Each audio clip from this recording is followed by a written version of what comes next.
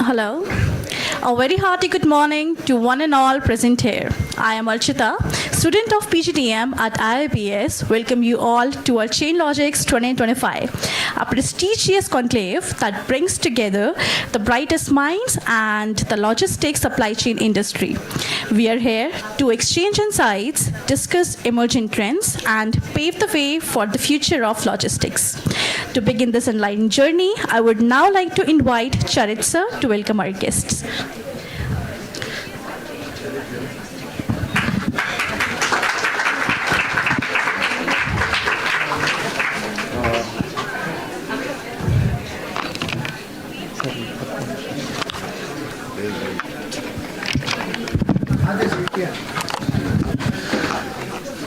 Good morning, everyone. I'd like to thank the opportunity which has been given by my director, Jagaya sir, and principal, Ketan sir. Since this is an event which shows an idea as well as a nurturing kind of thing for the students, which will be a knowledgeable session, and you can also get the inputs from our senior people who have come from the industry background. I welcome my dignitaries who are here, and apart from that, this Logistics 4.0, it's a conclave which has been conducted especially in the logistics side. Because when you say logistics, it gives a lot of inputs about transportation. But when you talk about the manufacturing side, supply chain plays a vital role. So many people doesn't have an idea about what is logistics and what is supply chain. So this session will give an insight about inbound and outbound trade business in the world, and how the business is enhancing and how the logistics industry has played a vital role in the market. So right now when you talk about logistics industry, many people think that there is not vacancies, there is no job opportunities in the logistics platform. So once we have the information from our speakers, you can have a clear-cut idea as well as thought process. What is logistics and what is the kind of business you can make? Because many people doesn't know about CFA and CHA. Because it's a huge amount of business which is being generated right now. So I will hand over the session to the speakers who can take the session, make it a lovely time, and I require my students to enjoy the session and get inputs from them. Thank you.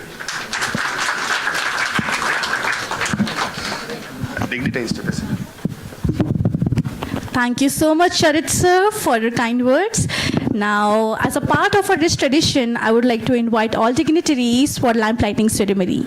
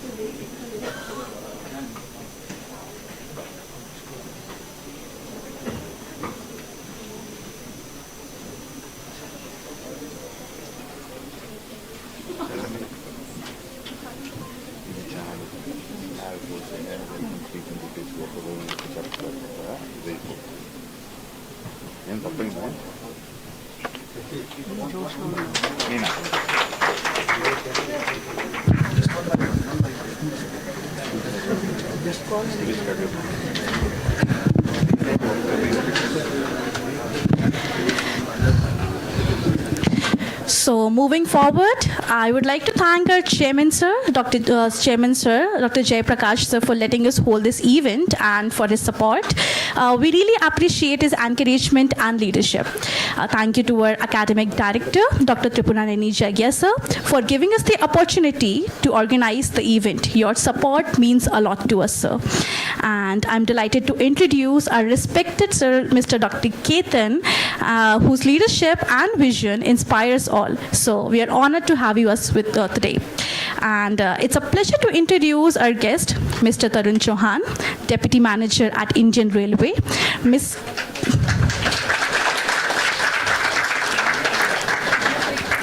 Mr. Tarun Chauhan. He has a great experience and has done amazing work at Indian Railway, inspiring many people. We are grateful to have you, sir, with today.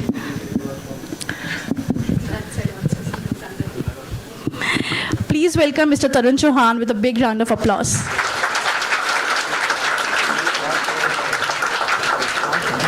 So I would like to welcome Mr. Aravindhan Raju, sir, Global Senior Vice President, Product Engineering Fulfillment, Last Miles and Core Services, IKEA.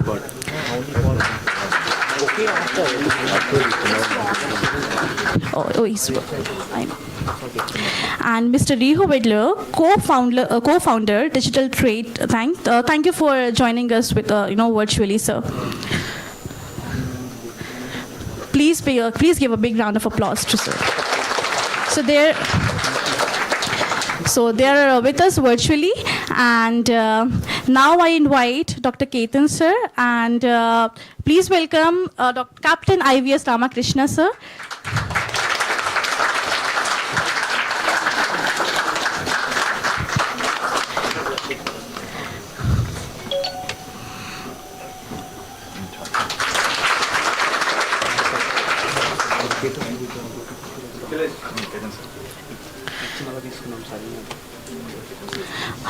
I now invite Dr. Ketan, sir, to kindly grace the dais.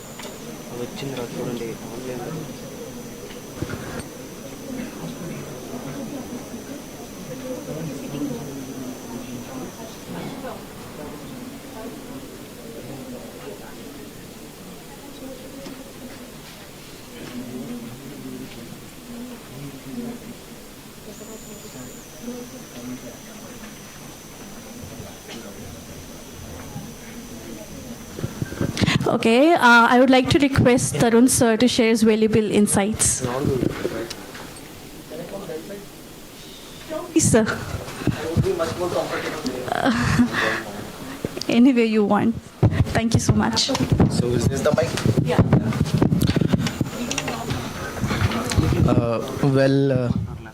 Respected professors, esteemed panelists, and key speakers for the day, and the management committee, and my dear students, friends of this IIBS college.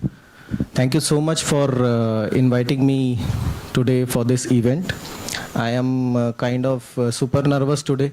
You can see it on my face because this is for the first time I have been coming from the back bench. At the last towards this side, the tables have turned and I can feel now. The claps are actually for the backbenchers because I know the feelings, how difficult it is for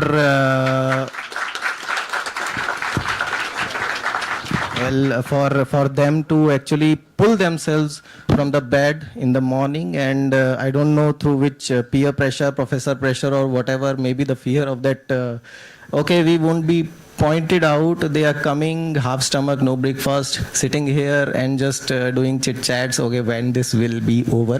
But don't worry guys, I won't be boring you much. Frankly speaking, this is a blank page for me, just to look professional. So as you can see, even time which I have is a bit less, so I'm extremely sorry the management team for that, because some out of the schedule, out of syllabus meetings came in my way. But anyways, thank you so much for inviting me today, and I am much more excited to interact with you guys, because I am expecting a lot of gyan you are already getting on per hour basis through the assignments, case studies, and definitely through the classes and the lectures. So I'll just, what my perspective of today's insights or speech is, I would like to give some hanging concepts for you guys, and you can just pick it up or maybe fit as per your requirement, because trust me guys, there is nothing right, nothing wrong. It is all about the circumstances, your decisions, what you make in your life, being it academic, your academic career, your placement cycle, your professional career, or whatsoever comes into your way. So I will start directly with like maybe from the kitchen. That is the best part we all have seen. Kitchen and the guest. The guest, you can see whenever a guest comes to our house, the very first thing our mother used to go into the kitchen to serve a tea. Okay, you can treat the kitchen as an operational center, the production. Okay, first of all, I would like to clarify one thing here. Operations is not supply chain is not operations. You may call, operations is basically a sophisticated word for kind of processes, but supply chain, okay, it's just flowing river from the mountains, glaciers to the deltas of near the sea. 7th, 8th grade geography. So anyways, so whenever the guest comes into our house and we are into the kitchen, we need raw material to prepare the stuff for them. Raw material from you have actually different modes to get that raw material and get into the kitchen. So how are that modes selectively you will kind of decide? That is what is going to be the in my opinion the whole point of today's discussion. How you are going to get those raw materials, whether it will be just in time, whether it will be through the data management, whether or maybe through your inventory management. So all those things come, these terminologies comes to those guys who are actually interested in supply chain. Now, just in time, we might have heard a lot, we might have read about it a lot. It's a Japanese concept, and as a person who have already worked in Maruti, thank you, who have already worked in Maruti, I would like to say it's a concept, a beautiful concept given by the Japanese culture themselves, and the culture comes from their family culture. It's not a hire fire system, it's a family culture. Once you are hired, you are their family. They will keep you close to them. If you can relate it to the just in time, you might have read the Maruti, the production plant keeps all their vendors very close to them, and they never ever fire them through the long-term contracting till the time they breach the integrity by selling to their competitors, which eventually they do. But anyways, so in such a scenario, you can just imagine and fit in your own data concepts, that the lot of data is being processed there, and they are actually using a system called e-Nagare system. In that system, they actually are capturing a lot of data, processing a lot of data, but their mode of working is still the landline phone. So no matter your internet connections would be cut, no matter your cloud system may stop, but their landline will work, their mobile network will work. So data management, they have actually shifted their own supply chain management from the data, actually they have never ever brought the data into the picture, being obviously a manufacturing organization, industry. So what they have done eventually is they have brought all those vendors nearer to them, and what they have done is they have shifted their whole system towards the production. The production is the bread and butter for Maruti. So that is one thing. Another thing is coming to the, an interesting story of IBM. IBM, if I remember, in the last century, it was one of the greatest manufacturer of supercomputers of that time, which we call today the servers and all blah blah. I'm not a CS or IT guy. I'm a mechanical engineer, so I don't know much about it. But yes, I also read it in IIM Ahmedabad during my study. This case study was there presented in front of me. And I was shocked to see that IBM once was a king of IT industry, IT manufacturing industry, and they lost their customers by ignoring the needs of the customer. Needs of the customer, that time it was evolving into the form of PCs and laptops. What IBM told is, we don't cater smaller products to smaller customers. We cater to the big customers and the bigger products, that is the servers and supercomputers of that time and all. But what happened eventually is, all these companies, Lenovo, Dell came.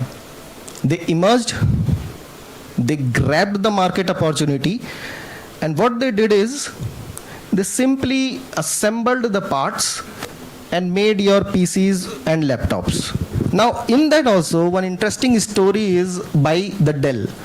Dell actually converted their whole supply chain towards customer-centric. How?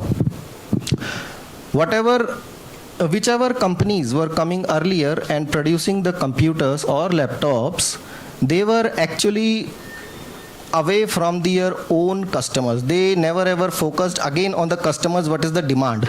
They were producing PCs and PCs, but what the customer needs happened is, they wanted PCs but customized to their needs. So Dell grabbed this opportunity, removed all the resellers in between, and moved closer to the customers. So by that move, what they did is, they actually re-engineered their supply chain. How?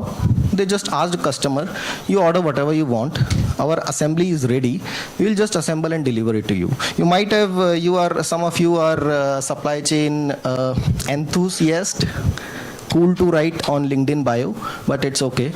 So those enthusiasts might have definitely heard about the term order to assemble, if at all they are spending lesser time on LinkedIn and more time on classes. So order to assemble means, whenever a customer orders, it will be assembled to their needs. It will be, there are other concepts also, like order to store, order to stock, order to produce. So they have actually captured the opportunity of order to assemble. They just kept their supply chain ready. Whatever you demand, customer demands, we will just assemble it and deliver it to you. So by that logic, they have actually re-engineered their whole supply chain as per the customer needs. And Dell till last decade, I think, was doing well. Now I don't know, because frankly speaking, now I don't like Dell computers much, because they had some quality issues. And definitely, so you can now, why I was telling this whole story is, now you can actually capture the data management part and fit into this story. Now, can you imagine how Dell was catering to the needs of their customers? How they were actually processing the data, what their customer wants, their needs, and it is related to the supply chain, the raw material, or the assembly shop, or maybe the inventory of Dell. You can just imagine. I am not an expert of it. I also read it in a case study in a class a couple of years back in IIM Ahmedabad. You might also have been like coming through it, or some point of time you will also read a case study, but just imagine about it. The third thing is data management properly. Logistics 4.0. I don't know what is logistics. Even I heard it for the first time. Yes, I have worked on Industry 4.0 as a part of railways. And I'm telling you, right now it is not at all. It is just the buzzword. Oh, buzzword. By the logic of buzzword, please be aware of the buzzwords. Your placements might be coming, or somewhere they may be into their way.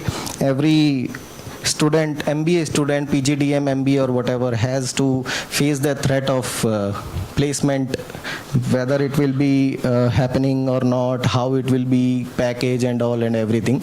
So I would like to, out of the this thing, sir, the track, I would like to just recommend, be aware of this buzzwords. You have to keep these buzzwords in a very balanced way.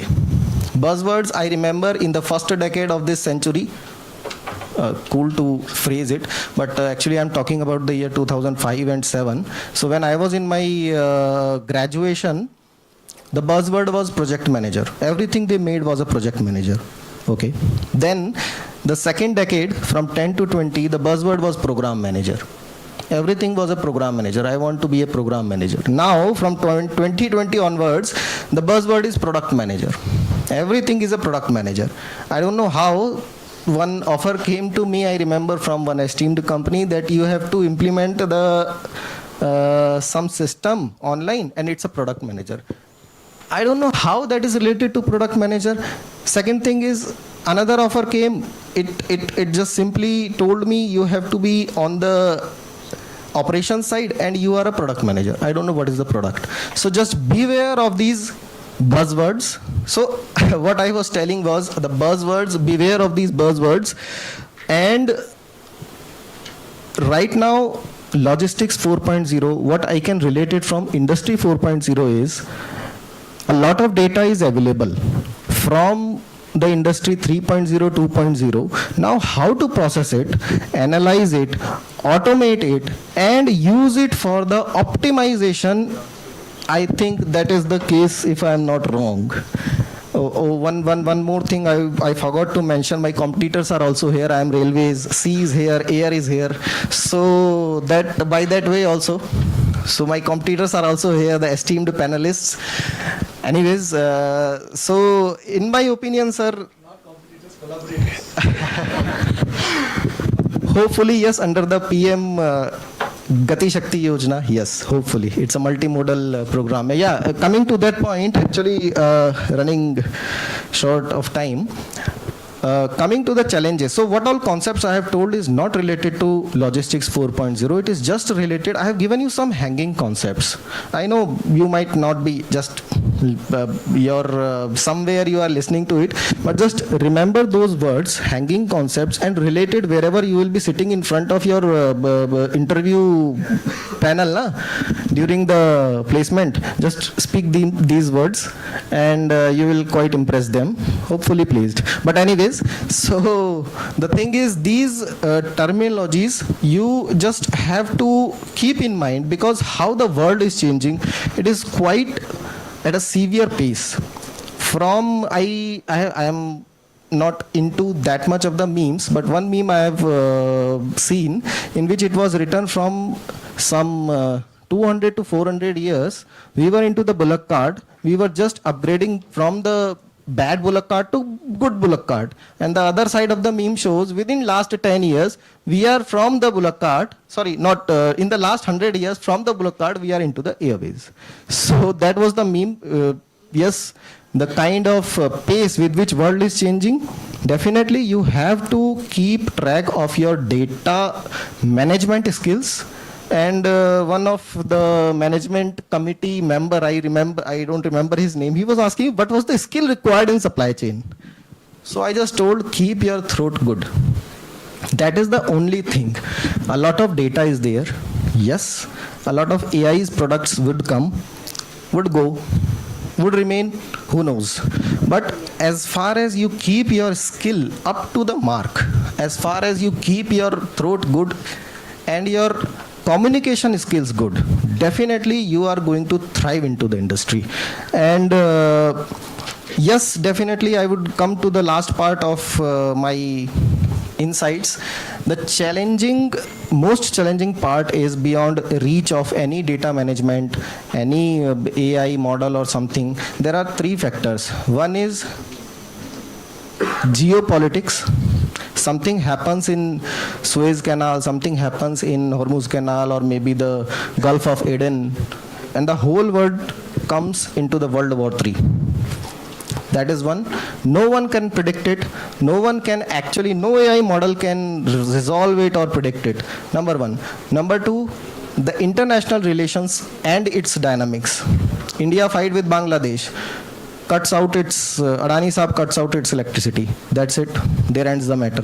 No AI model can predict it. No data management can resolve it. It has to be resolved by humans with human brain, with the human skills.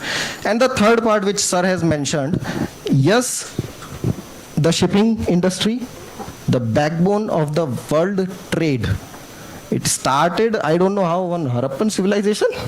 Yes, I don't know when it started, but even now we are dependent on the sea routes. Even now, I am in railways industries, we have been importing a lot of items, not a lot of, but now it has been reduced under Make in India.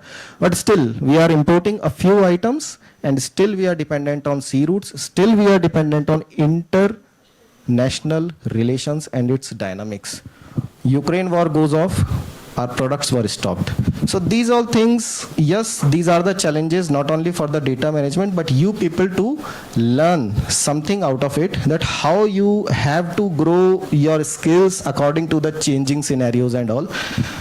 So anyways, guys, that was my time, like a kind of, I don't want to, I just mentioned some of another student that how long you will talk. He told me, I asked how long I have to talk. He told me you have to talk for 1 hour. Okay, I told I don't have that much of gyan in me, but definitely I will give some points and I'll speak to the point whether it is 10:45 or the guys sleep.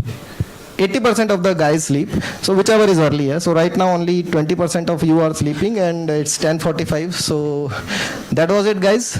That is, and yes, definitely more than gyan sharing, knowledge sharing, I would be very happy if you would invite me for some another interactive sessions. Do not post it into the framework of any guest lecture or something like that. I would be happy to interact you. I can relive my college days, which was not so far, couple of years back, but still. So thank you so much. Thank you all. Thank you the management committee and the logistics committee. Thank you so much. Thank you so much, Tarun sir, for your valuable insights. Question for Mr. Tarun. Okay, you have a question? Okay, I'll come to you, sir. Please. For the benefit of the This was students. a convey communication for you people. I will not entertain your questions. No, actually, I'm going to ask something on your behalf. So now we have had a great knowledge sharing. It's really insightful. So I just want to understand for me also and for them also, from the railways perspective, logistics, supply chain. So what is in the next gen movement? Like we have been following tradition in terms of technology, but in terms of mass mobilization, how do you see what is in the offering from the railways front? Sir, this is such an open-ended question to which I will just say there are three parts. One is freight transport. Freight transport, you might have heard about DFCC, Dedicated Freight Corridor. It was the dream of earlier PMs. I will not name the PMs, but it would be a political issue. So the thing is, it is coming into the reality. So as far as freight is concerned, definitely as far as my collaborators and not competitors are there, we are running into a good environment where the freight movement would be quite effective now, and one more term, effective and efficient. Yes, sorry.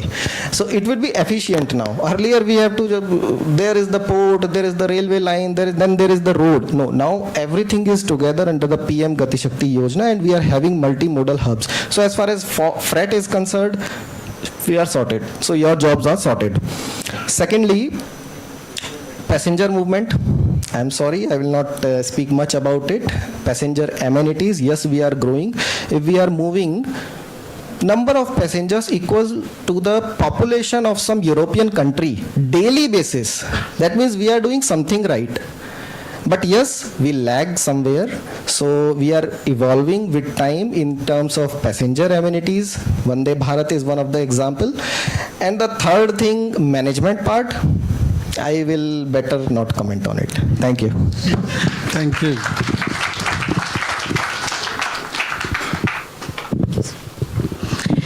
So let's make this session a little more interactive. We are now open for the floor of questions. So anybody have any questions, please raise your hands. Any question for Mr. Tarun Chauhan? Okay. So thank you so much for your valuable insights, sir. I would now like to call our academic director, Dr. Tripuraneni Jagya, sir, in virtual mode to share his insightful experience in this prestigious conclave.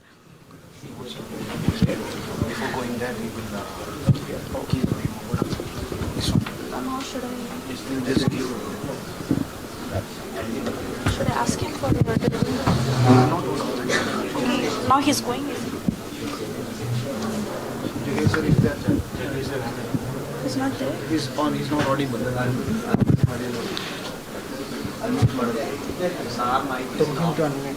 Jagay sir, you are muted, sir. Yes, yes, sir. Yes, sir. You are audible, sir.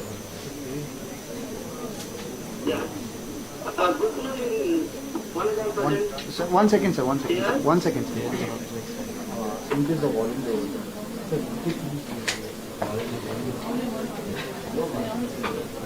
Sir, should I be putting mic somewhere?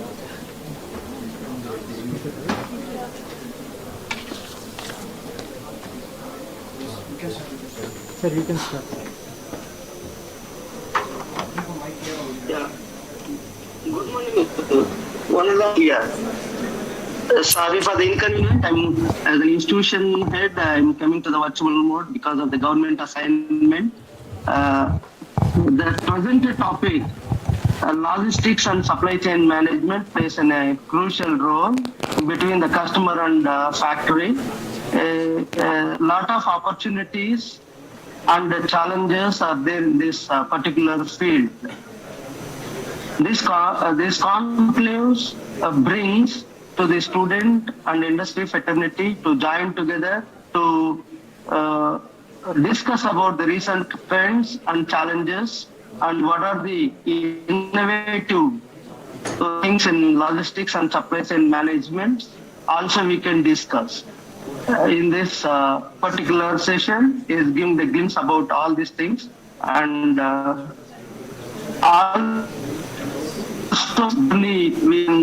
Nowadays we are discussing about AI and ML and robotics, blockchain technology. There is more in supply chain management. How will reduce the cost effective and more effective deliveries and transformation. This also will be coming out of this conclave to get some solutions and sort of solutions regarding those issues. Also issues. Now the present generation, we are thinking about the sustainability, very important topic. How this logistic management is carbon. How to make emission of zero carbon, net zero carbon will give the green solutions. This conclave will give the another outcome about the green solutions of emission of, and also the supply chain management and logistics will give a lot of risk management. This also will be deliberated in this program. And now globalization era, there is a digital transformation is happening in more. How to challenging this digital transformation, avoid hacking, ethical hacking, and then we want to discuss here and do the solution in the global platform out to sustainability and more transparency and drawing the innovation models in this logistics and supply chain management also very important. And customer satisfaction and customer retention is more important. That will be more concentrated on supply chain management and logistics and and data analytics. This area also we want to look into that, how the supporting of the logistics and supply chain management using the bigger part and data and major role and need help of supply chain management. These are the major areas we want to cover today. Thank you. Brief moment to acknowledge Mr. Tarun Chauhan, who has been with us today, sharing his valuable presence. Due to an urgent commitment, he will be now taking a leave. But before he does, we would like to take this opportunity to extend our heartfelt gratitude for his time and insights. So I would like to invite Ketan sir for this opportunity and to give him token of his presence.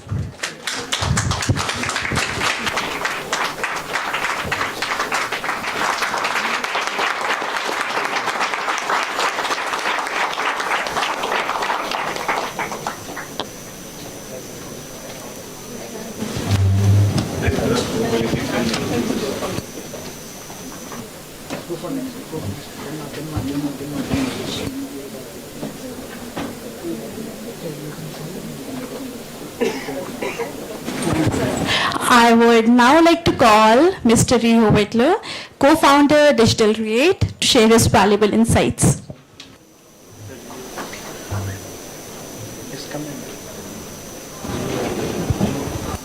Hello everyone from Estonia. How the quality of sound, it's okay or not? Yes sir, everything okay. Okay sir, it is audible. What? It is audible sir.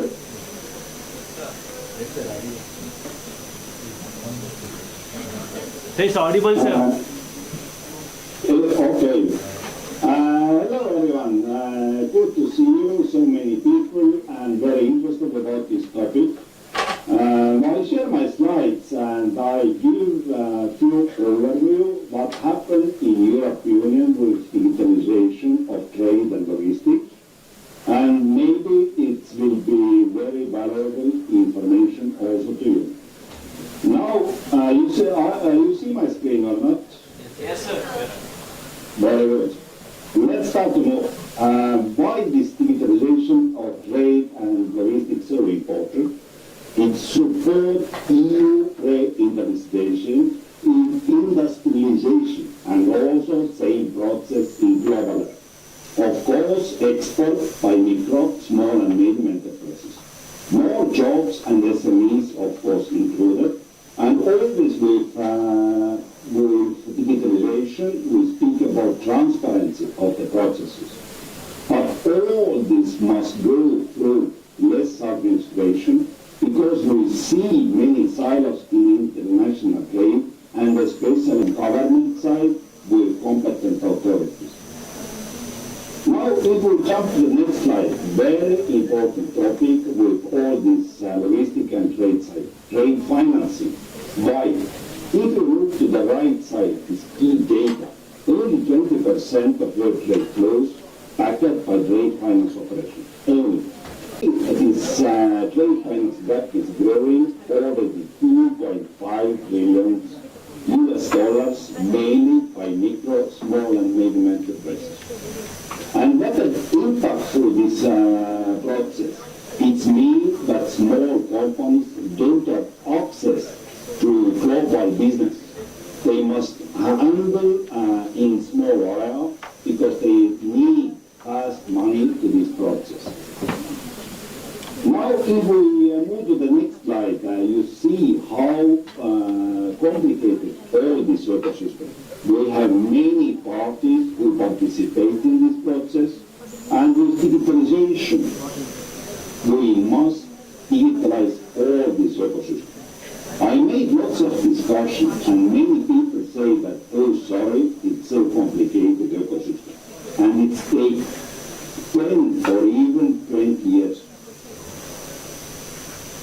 if we move to the next slide, many documents and historically still dominated in paper.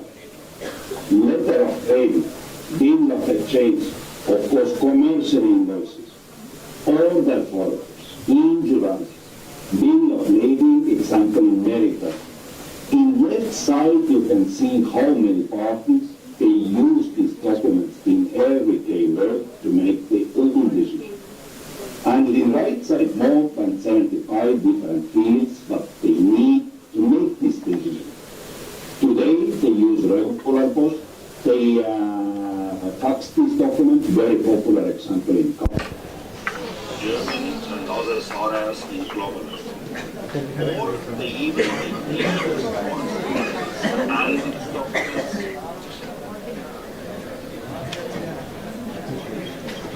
Hello, sir. Am I audible to you? Yeah. Sir, just a little power cut issue. Can you please wait for like 10 minutes? If it's possible? 1 minute. 1 minute. They're just fixing it up. Yeah. I'm very sorry for the inconvenience. So just wait. Thank you so much. It's all done.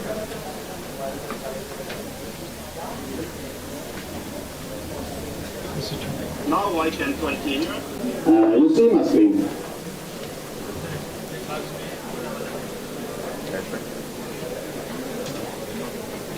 You see my screen or not? Yes, sir. Yes, sir. Okay, very good. If you look to this slide, in this slide you can see one possible, you can see UNCFAT International Supply Chain Process Model. I always like with supply chain this model. Why? If we make lots of simplifications, then with supply chain related only 3 processes. Buy, ship and pay. Believe or not, no more. If we speak about ship, then we speak about logistics. If we speak about buy and pay, then we speak about trade.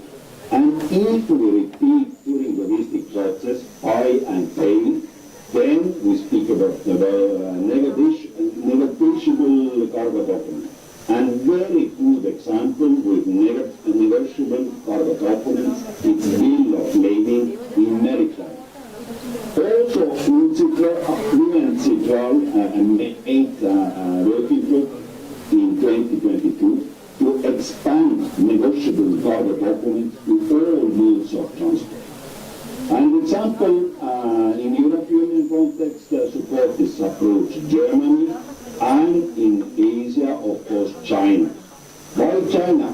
If they put the car, example, AliExpress demo, if they put the cargo on the trailer of the truck, they can start, buy and sell this cargo. And it means that they can use these trailers as moving warehouse. It's just expanding of this conception with warehouses. Now, if we move downstairs, we have 4 main procedures related with all these ecosystems. Example, commercial procedures related with invoices, then transport procedures related with different logistic documents, regulatory procedures related with different declarations, and finally, financial procedures related with insurances, payments, factoring, and trade financing in long and short-term periods. We see lots of digitalization, not only in European level, but also in global level, but only inside one yearbook. And very important to coordinate all these processes between these yearboxes to cover all supply chains with digitalization. Now, if we move to the next slide, in this left side, you can see one possible ecosystem. It's based on the truck shape. But here, it's not so important as in right side, 4 conditions of success to achieve digitalization. First, we need legal harmonization. It means that today we have under the legislation described what is paper. Tomorrow we need to describe what is electronic document. what is reliable or trust system. And also, if we build these pilot projects, whatever we do with this digitalization, very important to get competent authorities on board with us, and we can do it through labor harmonization. Next point, elaboration of international standards. We see that all this ecosystem covered by different standards, and we don't need new standards, but elaboration of existing standards to ecosystem. UN, SWIFT, BINCO, ICC coordinated income levels, and so on. In every country we have own standards, but in global level, very important harmonization process. The next point, accreditation and certification of infrastructure and guidelines. Through this, we can build this trust and secure system, and we need third parties, government, to make this process. And also very important, MLETR model law, it's made by UNCTRAL. Later I come back to this topic. And also open platforms, and including also data exchange models. With open platforms, I always like very simple example. If I, as Riho, make any documents with my Windows system, with my work, and if later I share these documents with you, then you can use Linux computer, Mac computer, use Open Office, and you see exactly the same document. It's idea with open platforms. And also in global are very important data exchange models. Example, European Union support four-corner model with single window. Then we have verified credential data exchange model with digital wallet example. It's made lots of noise in global level, all this process, and very advanced model, GD model, with legal identity. Also very important. It means if we create any documents, it's interoperable with different systems. Now, if we move to the next slide, maybe just interesting, we made some mapping between UNCTRAL model laws and European legislation. Why UNCTRAL? We see that it's model laws, it's neutral laws. They don't belong to any country. It means that we can build global legal harmonization through this model law. China don't focus with the invitation to European legislation or to United States. They don't do it. But very simple, make this digitalization of supply chain and logistics through UNCTRAL model. And if we look all these topics further, we have trade financing and communication. It's related with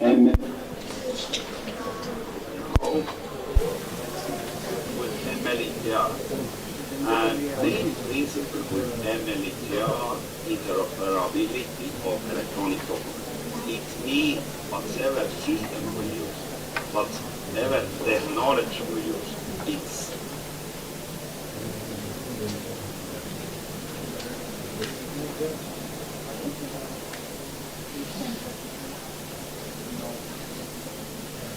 with digital identity, MLES and MLET.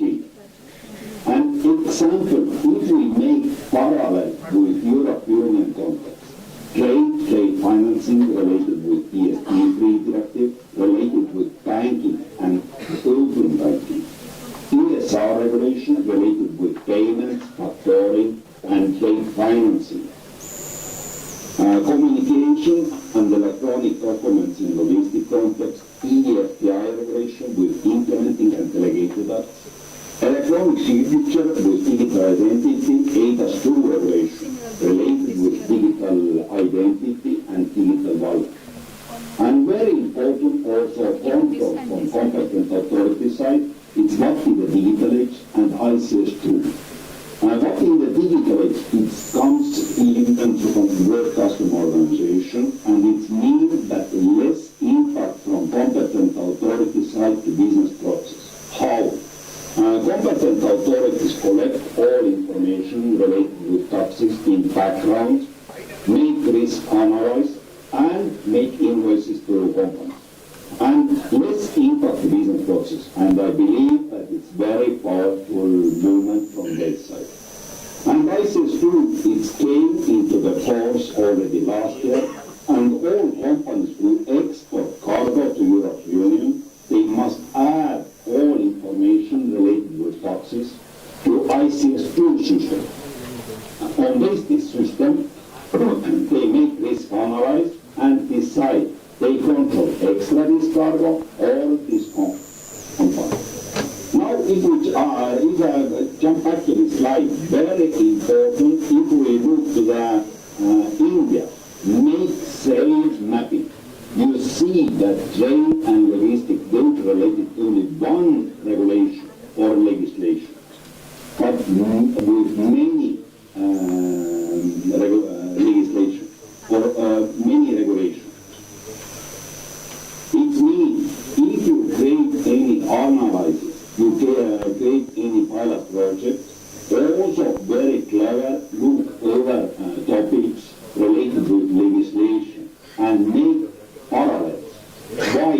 Through this we can look over what legislation related with this topic, what important to us, and very important if we want involved to this process competent authorities. And later, through this legislation, we can start lead processes. What ministry in your country responsible for this process? Because we need to make some changes to legislation, and it can be movement from business to government. What all this business ecosystem needs, and how put all these requirements to legislation. Now, if we move to the next slide, very important to understand all this ecosystem. I made this mapping in European Union context, but we can make parallel with every country. We have, if we start move from down to up, we have some electronic documents. All these documents standardized in supply chain. Some documents need electronic signature, some not. And if you use electronic signature, you need digital identity. Today, you can use your ID card, tomorrow your digital wallet. Next layer, somehow if I break this document, I must share this document. Then we can use national and cross-border data exchange, authorization and certification, and very important service, verification service. And good example with verification service, example insurance.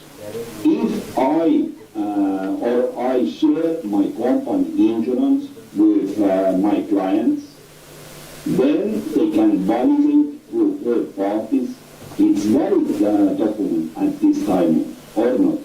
And with verification service, we can use in global level zero trust architecture. It's safe to something. Now, and if we move to the higher level, very important trade finance instruments, because trade and logistics need money. And very important, all this process financing from banks and financial intermediary side. Very important understand with all this ecosystem.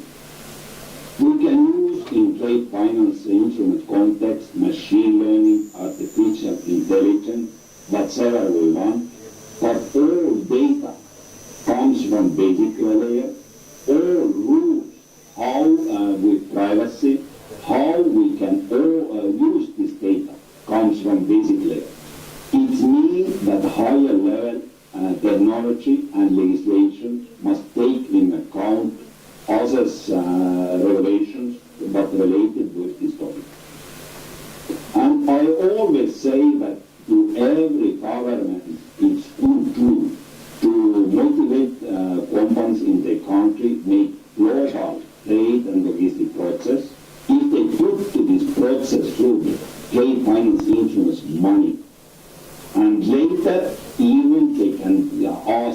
this money back. With this, they can take into account, example, if they share this money to trade and logistics, then they can take into account carbon footprint, make this impact to this process, and so on. We have many good tools to make this progress. And even use very popular topic, digital product passport. Now, if we move to the next slide, MLTR model law, why it's so important in trade and logistic context. You see how many countries already started adoption of MLTR model law to national legislation. In Asia, Australia, they started public discussion in last year and they continue this process this year. Same in China, India already they have political support, they also move in same direction. United States, Canada, Mexico, even Russia, they move also in same direction. In European context, biggest influencer, of course, Germany and France. France already adopted MLTR model with interoperability. Germany, they promised that they adopt MLTR during this year. And it was last slide from my side. If you want more information about our consortium, there is a site. Visit our web page, Digital Trade for EU. I share also my email if you have any questions. And of course, you can find me in LinkedIn, and we can make discussion how we can cooperate. That's all from my side. Thank you.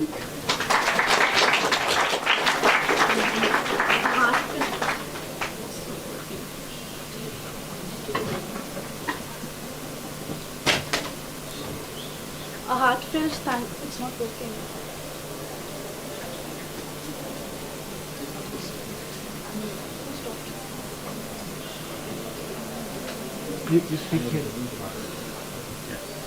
A heartfelt thank you to Mr. Vedler for sharing his valuable insights. So now we're open for questions. If anybody has any queries, please raise your hands up. Yes, please. Mic's not working. Yeah? You take this, but it's not working.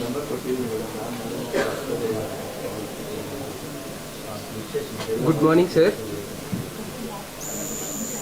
My name is Amresh. Sir, the MLET is helping tracking the network communication cable, and it will help in the logistics and how it means sometimes while transferring the signals, it can cause the interruption.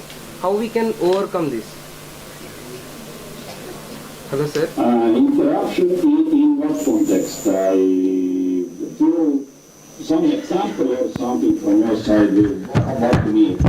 MLTR model law is based on interoperability, whatever technology used, whatever system we use, it's still same documents. And no more.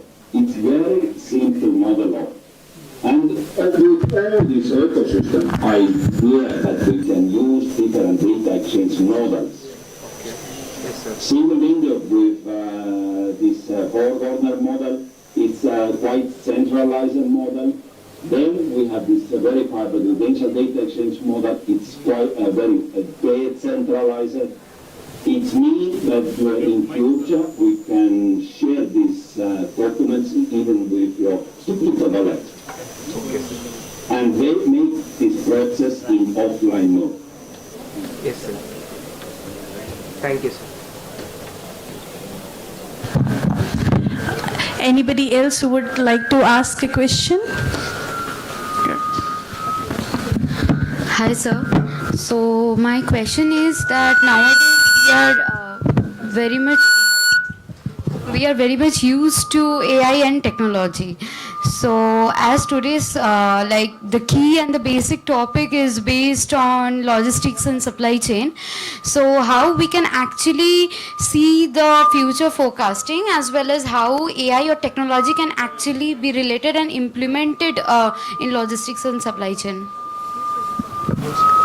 So it would be great if you could give some insights. Thank you for your question. As you saw, we need data. If we have data, we can start control all the supply chain, analyze gaps, and of course optimize all these processes. And as in global level, all this volume of logistics go higher and higher. Very important, make some automatic work. And this artificial intelligence and machine learning is very good tool to optimize all supply chain and make it to minimum cost. Thank you so much, sir.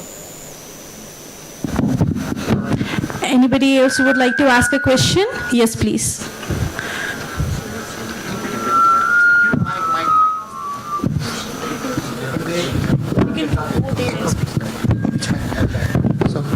So, sir, what I want to ask is, since right now everything is digitalizing and we are dependent on a lot of data, so what are the cybersecurity concerns are taken, like the cybersecurity things? For example, since all the things are digital, those things are quite vulnerable for tampering and other threats. So, what I want to ask is, what are the protective measures being taken for protecting those data from harm? Mostly cyber harms.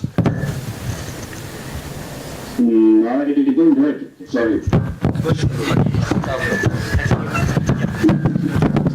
Sir, what I want to ask is about the cybersecurity concerns. Since all the data right now are digitalizing, all the transfers, and various countries are using various standards, various systems.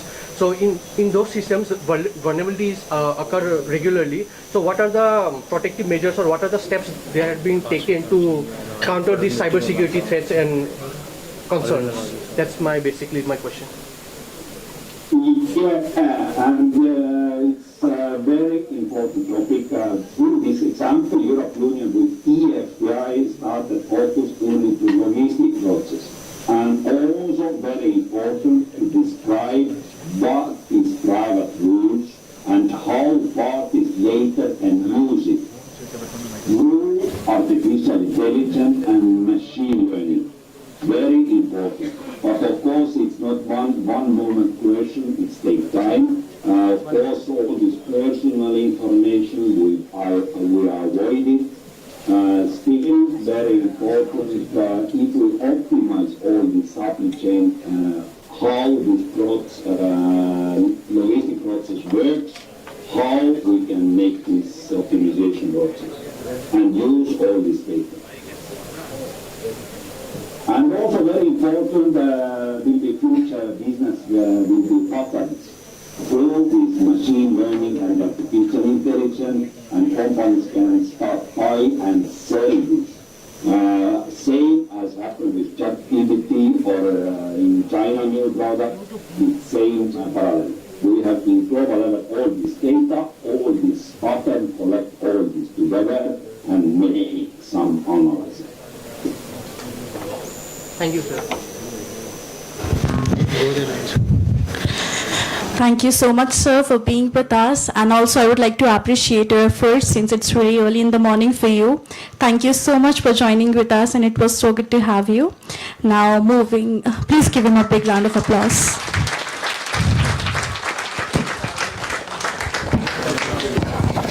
Okay, now moving forward, I would like to invite Mr. Aravindhan Raju, Global Senior Vice President, Project Engine Fulfillment, Last Miles and Core Services at IKEA.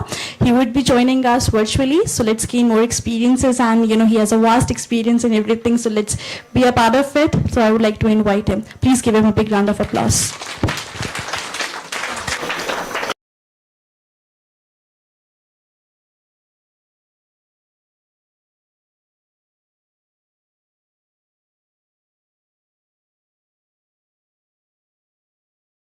been traveling, but really appreciate the opportunity, right?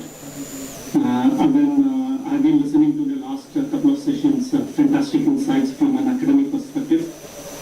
I'm not an academician, so I want to a little bit lower the bar.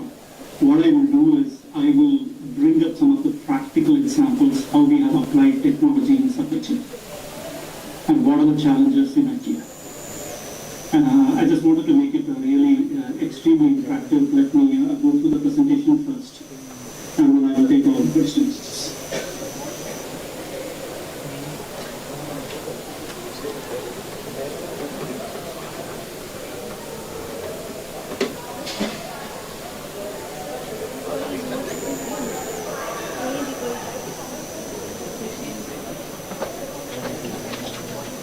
Are you able to see the screen?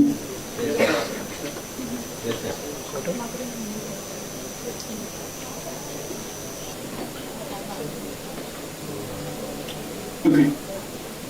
Today this is a running joke, right? After last 4 years of up and down that we have seen in the supply chain, my kids don't excuse saying that the dog ate the homework, but rather it's the supply chain issues. What we have seen in the last 4 years in terms of uncertainty and how we have overcome it, it's fantastic. But right now, supply chain is a very hot topic. If a company wants to survive, it needs to be extremely resilient in supply chain.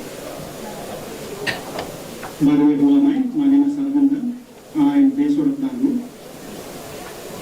I head IKEA's supply chain technology division. We operate in 33 countries. I don't know how many of you are aware of IKEA, right? People who know IKEA, can you raise your hands? But I just get a look. So there are a few people. Alright, IKEA is one of the major furniture, home furnishing companies across the globe. We are a $40 billion company operating out of 33 countries in the world. We are brand new to India.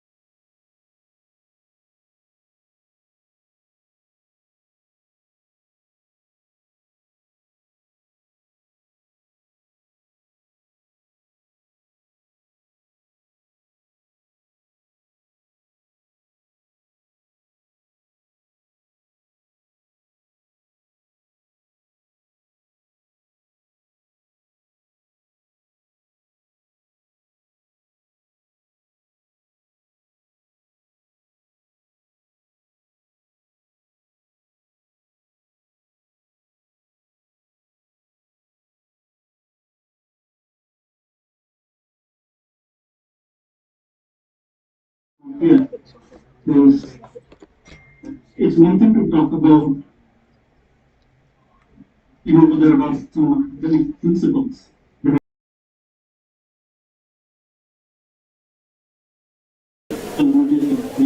Profitables.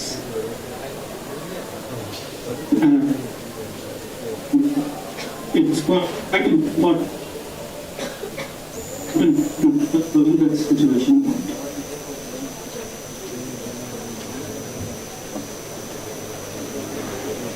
Again, now coming a little bit to logistics, to talk about to be logistics 4.0 is how can you take and integrate your supply chain with technology and drive transformation using technology.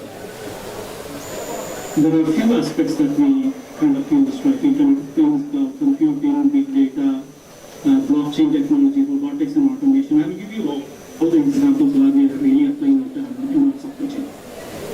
Drones and 3D printing. These are some elements, some of which is in mature state. So from an IKEA context, the biggest thing that we really switched in the last few years is actually moving to store fulfillment. We started fulfilling the orders more and more from the store rather than a central DC, which is much more cost efficient, which is much more closer to the customer so that the last mile deliveries are really cheaper. But then again, in order for us to really do that, we have to really bring robotics automation to the store. Because you cannot meet the volume of the orders and you cannot pick, pack and ship and store without robotics and automation. So the first thing, in order for us to really uplift the percentage of store fulfillment and move more and more orders to the store, the first thing that we did was automation. So what you see is the automation that we have in most of our stores. This is one of the solutions that we have, primarily in Germany and the Western Europe section, where we are able to pick, pack and ship parcel orders. This also really increased the productivity in the store and also maximize the storage. The biggest problem with store fulfillment is you do not have enough space to store your goods and pick, pack and ship. So this introduced multi-level storage, where some of these robots, they are able to pick some of the smaller parcel orders, really optimize and ship on time. And this is really not a prototype or something that is in works. This is actually works at scale in multiple of our units. So this is just one example of the robotics operations in our warehousing operations. This really enabled the store fulfillment.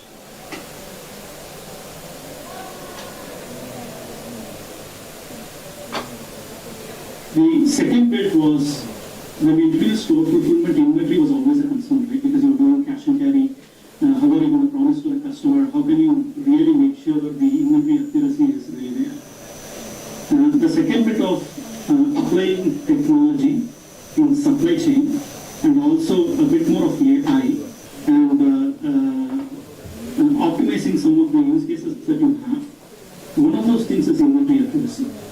How can you make sure that every single piece in a store is really counted and accounted for? The damages are identified, the pallets are looked into. So one of the solutions that we have deployed is using drones. And by the way, this is not AI-generated video. These are real drones that we use in a lot of our stores today, where these drones really help us in identifying damaged pallets, help us in counting the inventory wherever it is applicable. Inventory count is one of the biggest problems that we have when we wanted to use store fulfillment. And this was an innovative technology where we used the drones to count inventory, identify damages, but also predict where there is a problem. Right? If you look at a shelf where it is really empty, you know there is a lot of incoming orders. You are able to really predict, where there is a need for an internal replenishment, or do we have to send a signal to the upfront supply chain where these products might be improved.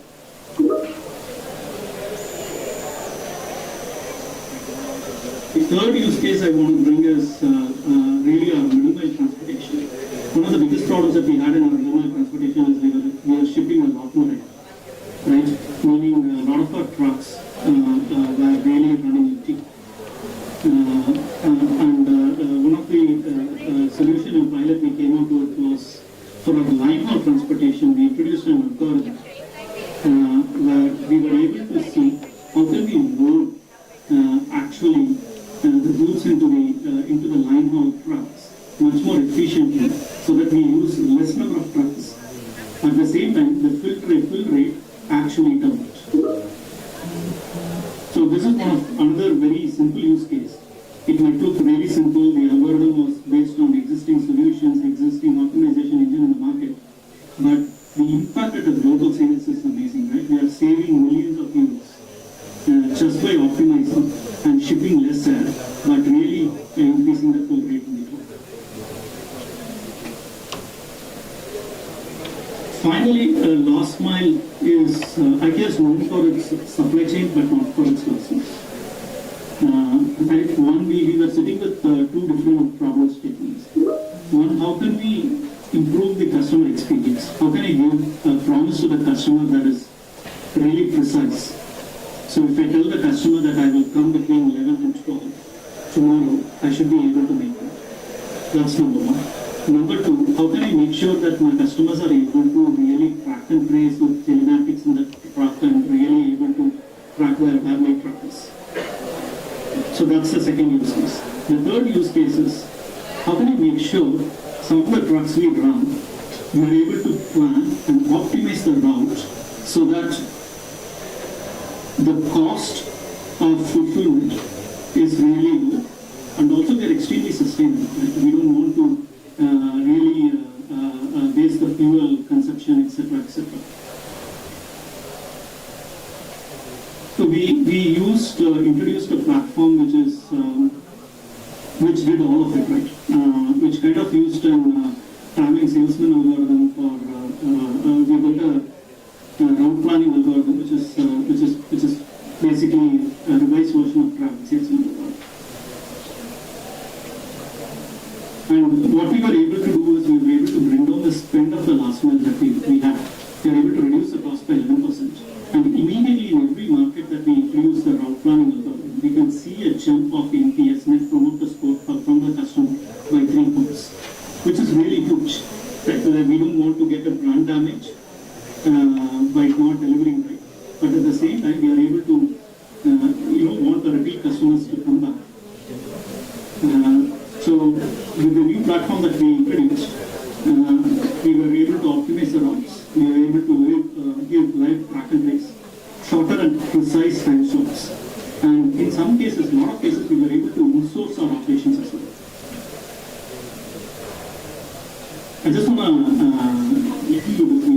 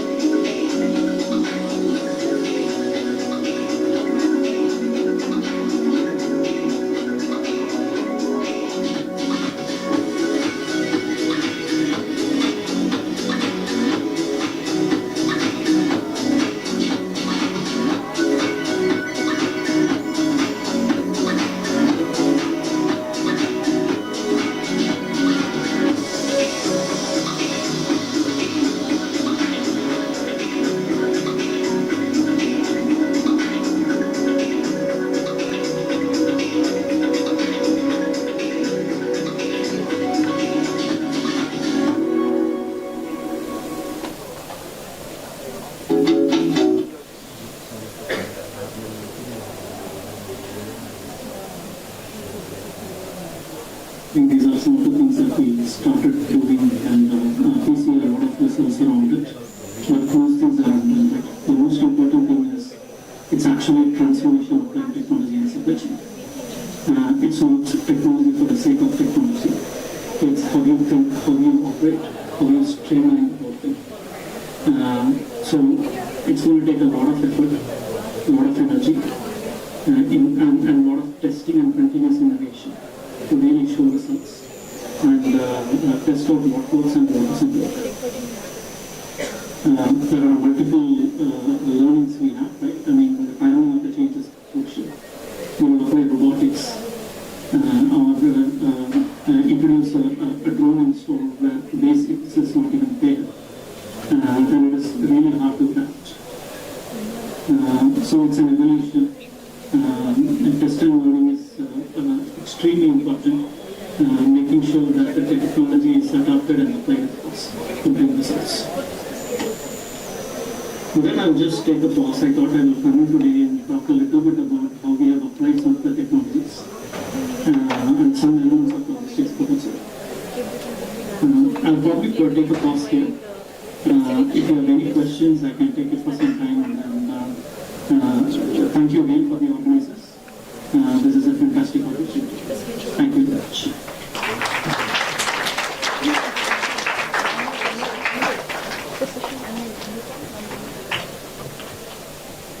Thank you, sir. Thank you for being with us. Thank you very much. Thank you so much for your valuable insights, sir. It was so nice to have you here. And do anybody have any questions for him? Here. Please. Okay, I'll give the mic to you.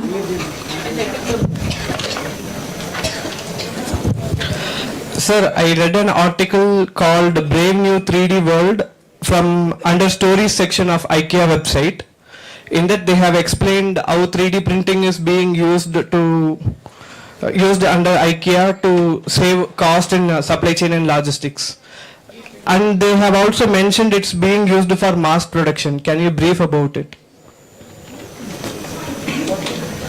I don't know about the production, probably I can come back, right? But what we use in the supply chain is actually 3D printing some of your packaging material.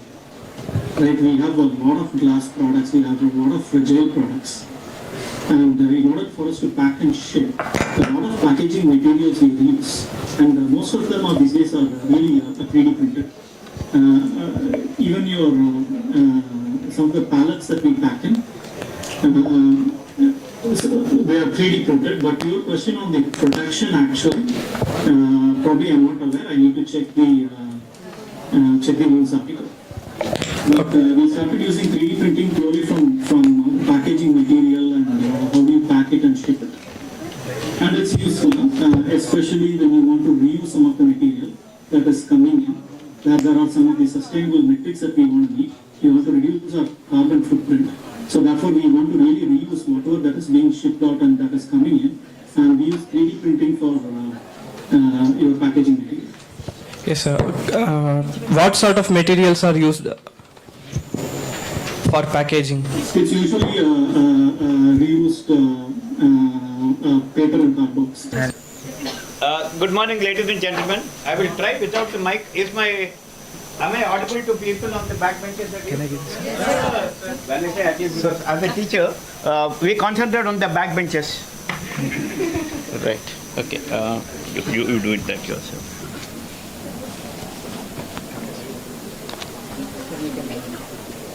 You can change this.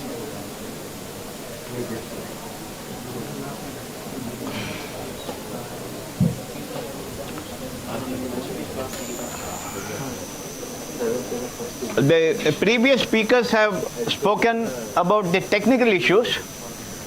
Mostly I'll be engaging you on something new which is not available in the textbooks nor likely to be taught by your faculty members and not easily to get it from the libraries and the books.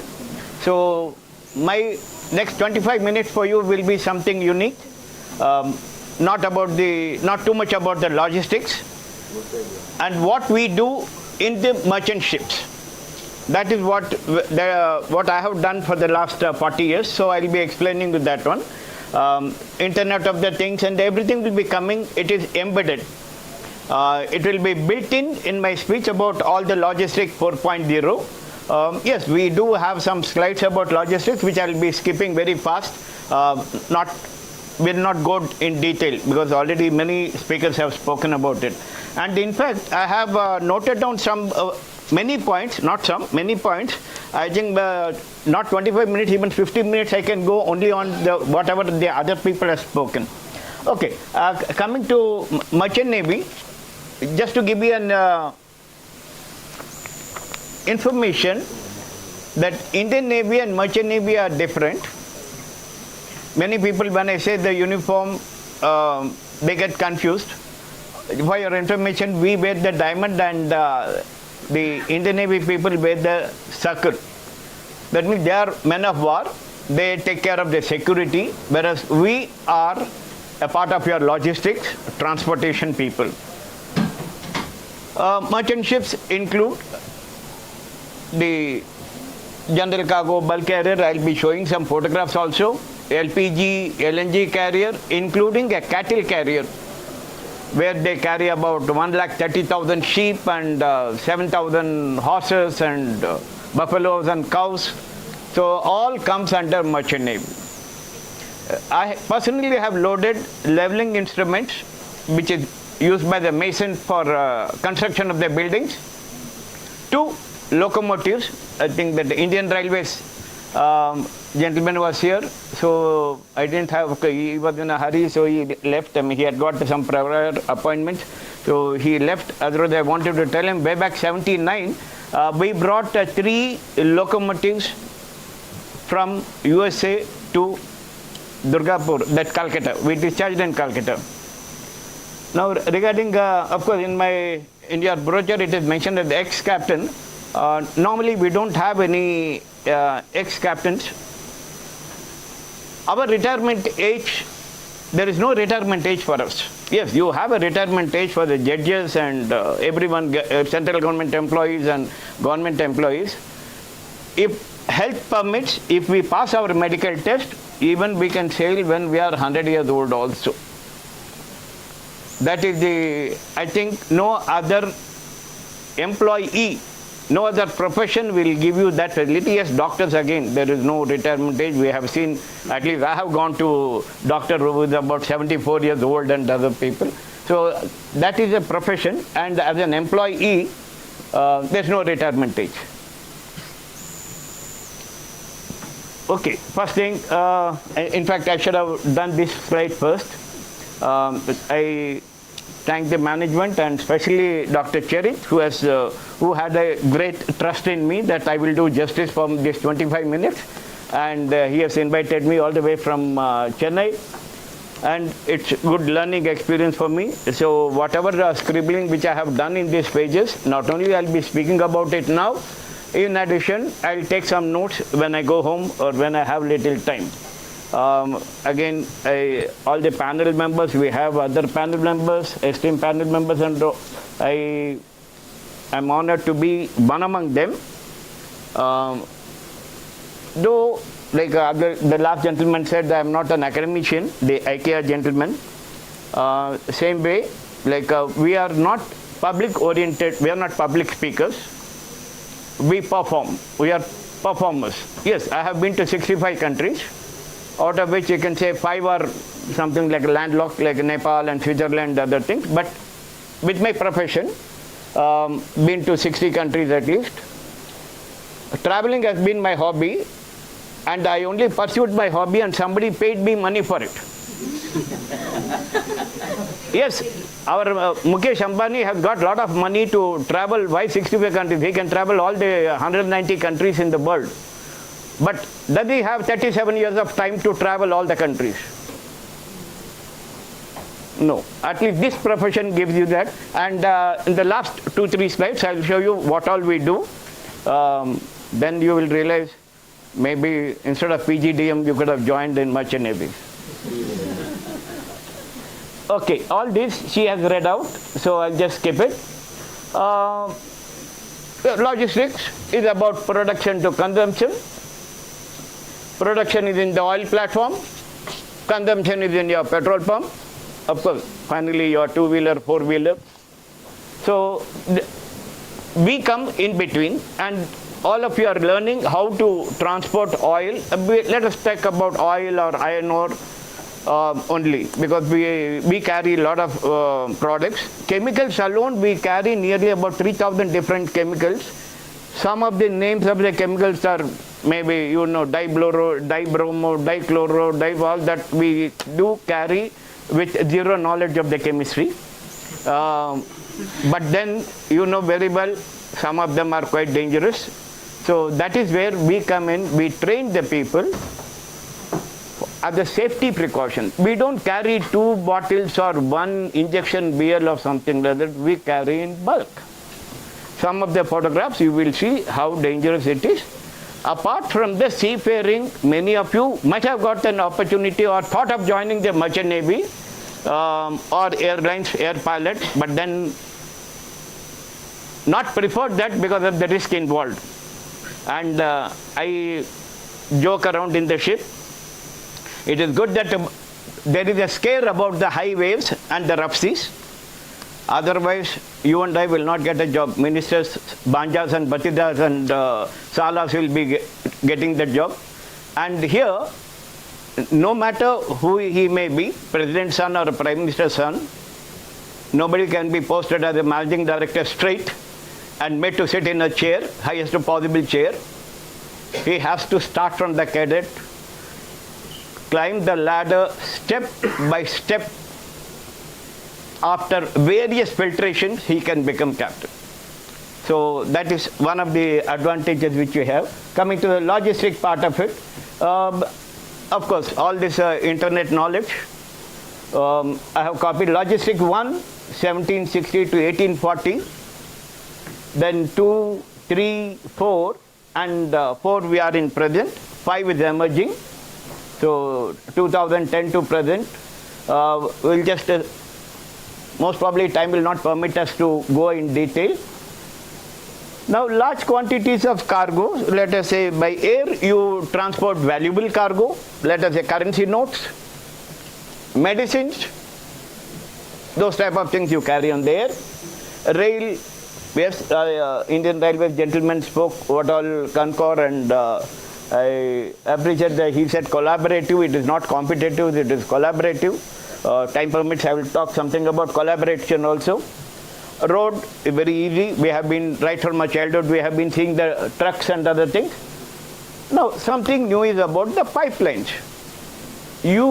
Oil is transported through the pipelines, and in near Suez Canal, small areas in your house, you are getting water from in your kitchen or washroom, everything from the overhead tank. Your municipality is having an overhead tank, and from there they supply to the town and cities, reservoirs to the cities. This oil as a cargo, we'll be saying that why they have to do it. And at sea, ships do move, number one. Second thing, we have known as ship-to-ship operation. We don't need a port for oil cargo, even a bulk cargo. Way back 82, we have a big ship brought wheat from Portland, Oregon, that is United States, northwest US, to Kakinada in Andhra Pradesh, and it has been re-shipped. We call it as a double bank, and re-shipped to smaller ships carrying to Chennai, Calcutta and other places. So when 2 ships are, I'll show you some photographs of it. When 2 ships are alongside, forget about the technical aspects. As far as the logistics, you being a PGM and MBA student, logistic part of it is the infrastructure cost is near zero. That is how we can reduce the cost. And otherwise it is going to be huge. We'll see the terminals and other things, and anything and everything is several thousand crores to, and we'll just see the type of ships. Okay, I'll finish about the pipeline.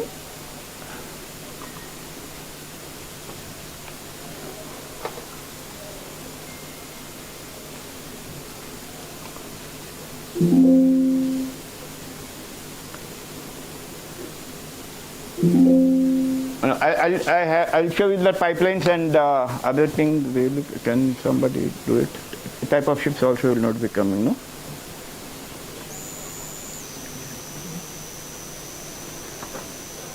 Okay, other type of ships we'll see later on. Now this is the biggest tanker. So at one time,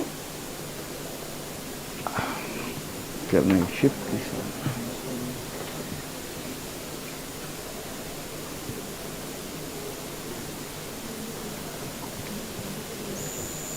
My guesses are around 4 lakh tons in one go. Now 4 lakh tons of oil, let us say that is about 6 times more, 24 lakh barrels.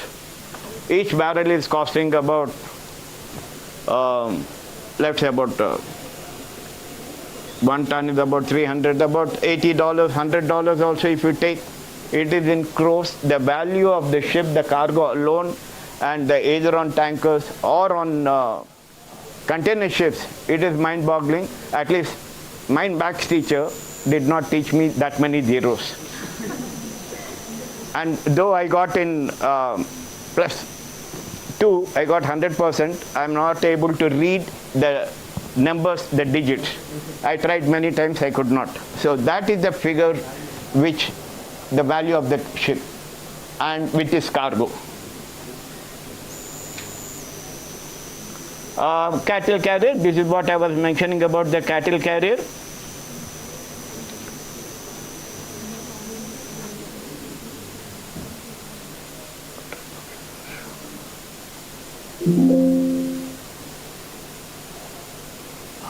Now, time zones, the gentleman from abroad, from Denmark, if I am right, from Denmark, for him it is early morning 6 o'clock. Don't be surprised if somebody replies to your query, you generate a query or you queried someone, and then he replied you yesterday. When you are asking today, he replied you yesterday because of their time zones. And then we say real-time readings. What is real-time when somebody else is fast asleep? Many times it happened, like in my life, many days are missing. Like today is 31st January, Friday. Tomorrow also is 31st January 2025 and Friday. Take the other way around. Today is 31st January, Friday. Tomorrow is 2nd February, Sunday. Not Saturday. No Saturday. So, whenever you are dealing with the international part, have the time zones. I will try to show the time zone chart. If we have time, I'll show you the time zone chart. Now, let us say we need to know logistics. When you are planning something, you need to know what is point A, where is point A and where is point B. Then only you can think of transportation. And you should have a fair idea of the distances and how it is going to be transported.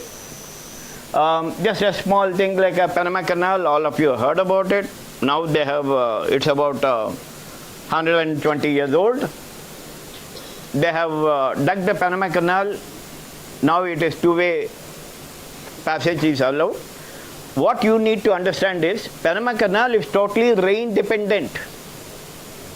No rain, no Panama Canal. Now, all your logistics goes haywire. A ship loading in Australia, I know in Australia, plans to cross Panama Canal and maybe Caribbean Sea or New York or something like that, the vessel is going. They load to a particular draft, that means particular weight. She has got underwater, the vertical distance from the keel is the draft, vertical distance between the keel and the water line. When she reaches Panama Canal, she cannot cross. because there's no rain. And that is why Panama Canal drafts are declared 40 days, 50 days in advance. If you are going, it will take about 35 days, 40 days. It is not a truck where you can go there and not do anything. Otherwise, if you cannot transit through Panama Canal, the next way is that come right off full South America, you have to go around. Instead of making few lakhs dollars of profit, you will end up making few crores of dollars loss. That is what one should know about the Panama Canal. Okay, I don't want to go to the technical details. It is Gatun Lock 75. It is on the mountain. The ship climbs. The ship climbs on the mountain. Now, how does the ship climb on the mountain? That technically we'll see that. I'll try to show one slide. We'll not go into the technical details as much as possible. I'm trying to limit myself to the academics and you as an executive in a shipping and logistics company. That is what I'm aiming at. I know none of you are going to be joining the sea as sailors, and generally we say we are neither man nor woman, but we are seamen. So Suez Canal, we know the importance of it. Thanks to something has gone wrong with Evergreen, and nearly the world has come to a grinding halt for about a week. Because the sizes of the ship for economy, the ship sizes have increased, and correspondingly, the other requirements are not being met. I'll not go into detail. Kiel Canal is in Germany. Another canal. Great Lakes, that is lesser known seaway. I have few photographs. Let me see if I can show you the Great Lakes part of it. Yes. This is a northwest, you can say northern part of USA and southern part of Canada. Except one lake, all other lakes are shared between USA and Canada. That other waterways, there it is mentioned, that is the Atlantic Ocean. And where is the cursor? Okay, if you can follow my cursor, this is the Atlantic Ocean and this is St. Lawrence Seaway. You have Montreal here. Then Lake Ontario, Lake Erie, Lake Michigan, Lake Huron, and Lake Superior. Lake Superior is about 700, 800 feet high. Again, a ship climbing a mountain. We will see that part of it.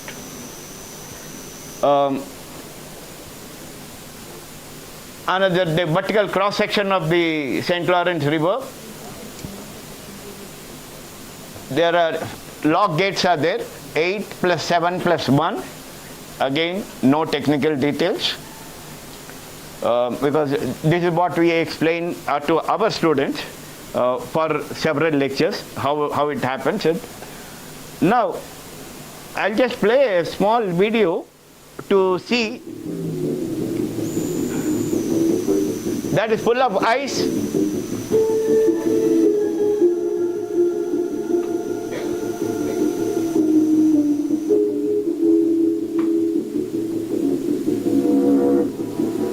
Sound. You can, no, zero sound. Wait, here. Yeah.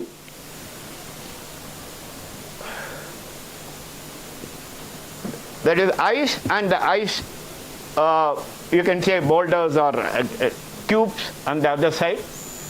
And the pilot is boarding the vessel. Now, who is the pilot? The pilot is having a local knowledge. The captain will not have the local knowledge. Is something like, okay, I'll explain. You concentrate on the video, and then I'll tell you. I'll play once more also. Then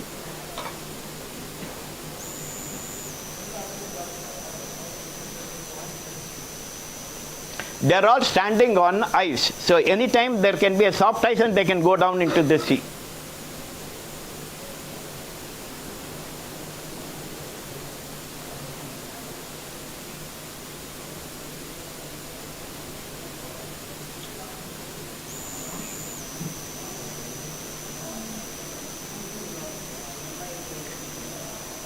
We are all told not to get into a moving bus or a moving train.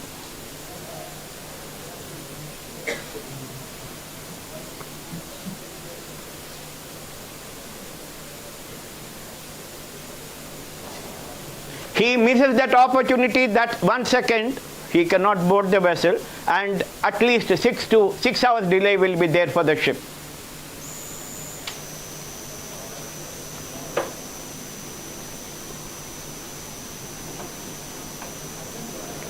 Can you do it double speed next time? Beginning? Now from the beginning we will do twice the rate to save time. No? It's not, it's stuck actually. Here. This one. Oh. So what do you want me to do, sir? Double speed. Double speed. That is a passage which icebreaker has already made a way through the ice, frozen ice. Everything is frozen in the north of 60 degrees latitude and south of 50 degrees latitude, frozen. And you have people living there. You need the cargo. The logistics is there. You have to get every oil, iron ore, everything is done. If you go to Norway, all activities do take place. From the beginning, sir? From the beginning, you can double speed? Yes. It's double speed. Okay, now we have done with a little faster. What we are not allowed to do, here you have to learn that skill, boarding a moving vehicle. And if you fall in the water, you know that sub-zero temperatures, and hardly even the Olympic swimmer will not be able to survive more than about 10 minutes in ice-cold waters. It is not the swimming ability, it is the temperature of the water. So even in those areas, what all you have to do, the logistics part,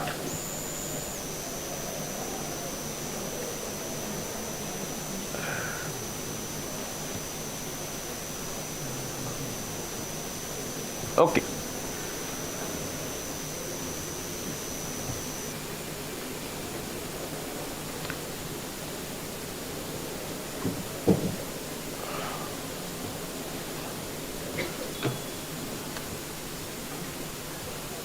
Okay, I think I'll skip because many people are talking about 4, 5.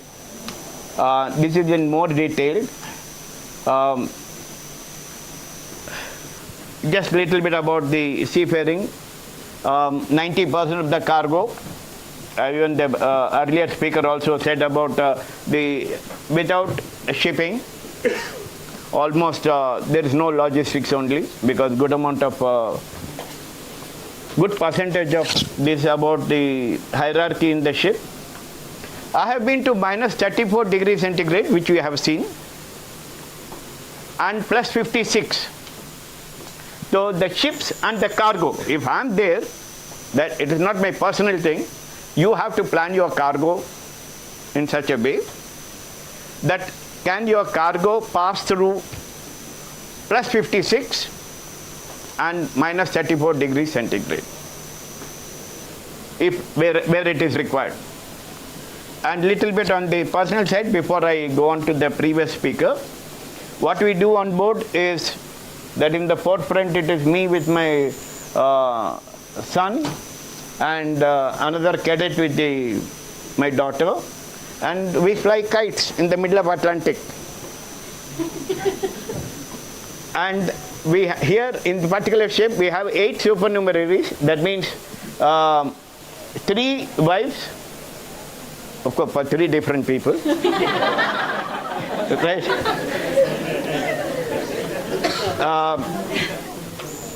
The chief engineer, captain, and the third engineer, and we have about 5 children there. You can see son, daughter, chief engineer, son, daughter, and chief engineer daughter, the small little one there.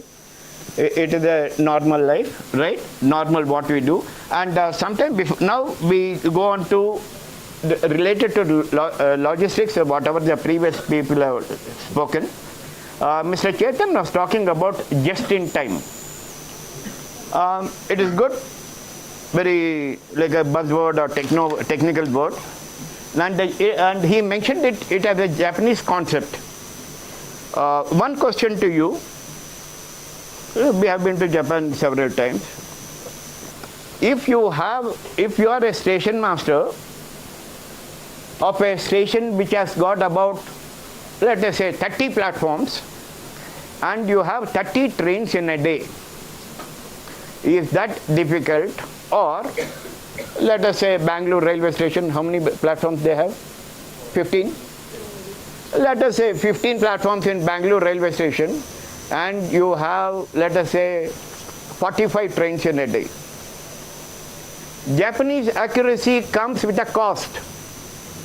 Because I must have been there at a dozen times, I have dealt with them, and good part of my life I have spent there.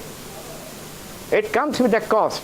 That means, let us say, today's event, you have invited several people, each one car, morning to evening, or from yesterday evening till today evening. Then there's no coordination is required, no PR is required, no logistics is required. Just throw the money and show the efficiency. Throw the money, show the efficiency. That is not what we need or we can afford. We have only 15 platforms, and one train comes 10 hours late, another train comes 15 hours late, another train comes in right time. Invariably, we are kept outside the station, what they call it as outer signal, and then we say we are not efficient. If you are ready to throw 5 times more money, tell me which comfort you cannot get it. In that case, in that scenario, there's no logistics at all, no planning required. Right? Now, another one he said about communication skills. He has mentioned it as an advice to you people. Yes, definitely you need the communication skill. Whatever you talk, right or wrong, as long as the other person understands, you have done the job. You have to communicate with them. What your mind should transmit. And he mentioned about geopolitics. Geopolitics, Mr. Chetan has mentioned, it has gotten very important, and no AI, no model will work on it.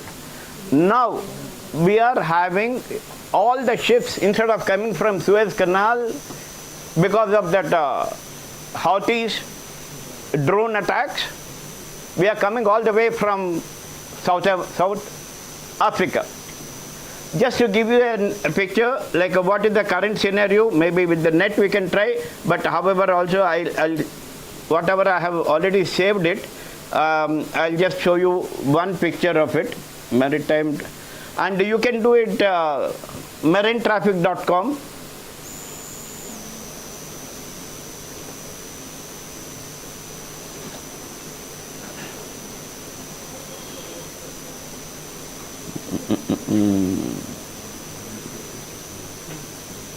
बोलो भाई 5 minutes में चलता है.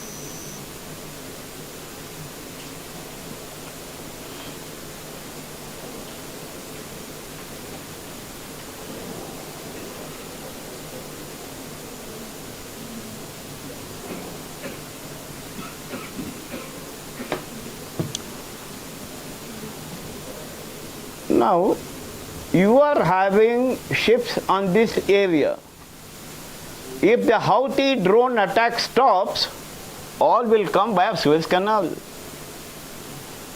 Now the ships are taking right from Europe, even this one also, most of them are going to come south of Africa. The cost of the transportation is going to increase double, triple. Geopolitics plays a vital role. And of course, this is, you can, marinetraffic.com, you try it out and you can get it, right? And since bill of lading, unique part of it, as a PGDM and MBA students, we signed 3 bill of ladings. This is what the Danish person has mentioned, that part of it. How can we give 3 receipts? The reason is that Okay, it was earlier, that convention is still coming, we'll not go deep into it. And they're all negotiable documents. He meant by the negotiable documents, your faculty members would have explained you, just one line on the back with your signature, crores of rupees can be transferred. Just a line. Okay, and of course the signature, whoever is the holder part of it. Digital, okay, I'm trying to skip high C scale. Inventory management, the last one, with this, within 2 minutes I'll finish it. Inventory management, for you are thinking of the logistics, somebody, IKEA is thinking of the items, what they are going to flat pack, everything, items, what they are going to sell. In the ship, I buy nearly 225 items for the food. Unfortunately, no, I have time to show you all that. How do we have food for 90 days, right from cauliflower to anything, everything. We have 225 items we buy, including ox tongue, ox liver, sheep liver, everything. I cannot get it in so-and-so place. When I sail, naturally 30 days, 40 days. People have sailed for 57 days non-stop. I sail 33 days non-stop. We have to plan all our items, and I don't need that drone to go and take the inventory. Every food item expiry, right from atta, maida to rice, I have expiry date on my computer. One single filter command, I get to know these are the items which are going to expire in about another 10 days or 15 days. So I tell chief cook, tomorrow onwards, bhaji bonda, because too much of a basin is expiring. So depending on that, we can do that. Internet of the things and sensors, the temperature sensors. I have the slides, but maybe some other time I'll show you that part. And thank you for giving this opportunity. I believe we are just in time. So, thank you.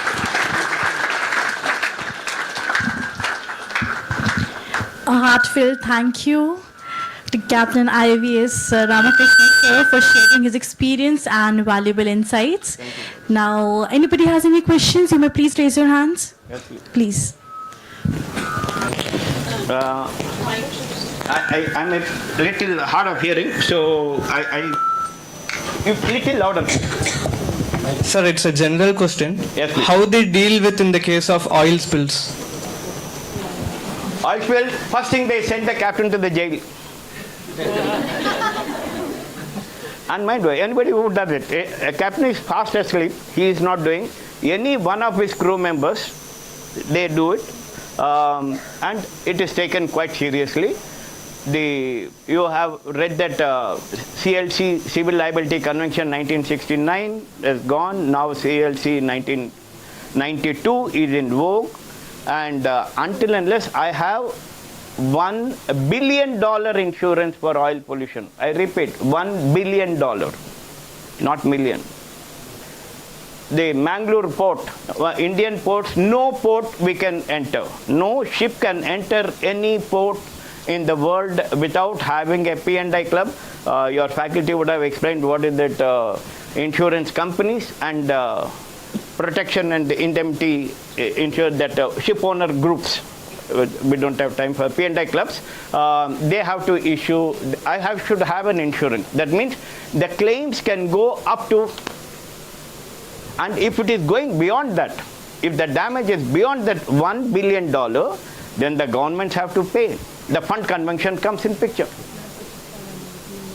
Oil pollution, okay, depending on, not all oil pollutions are serious. We are talking of, in case of collision, 2 ships, that also photographs I have, but maybe next time, collision photographs and oil spill photographs, they are too scary. Maybe the ships on fire, oil ships on fire, they are all very scary. To answer your question, it is very serious because they are more the environmentalist, they are, in my opinion, very theoretical.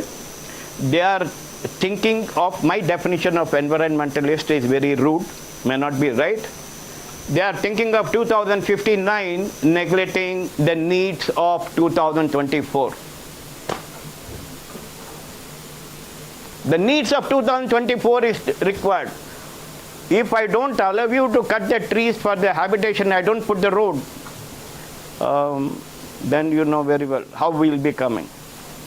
Right? We don't build the airport because there were trees. The trees gives the rain. So no airport, Bangalore. Whoever wants to come to Bangalore can come by train and by bus.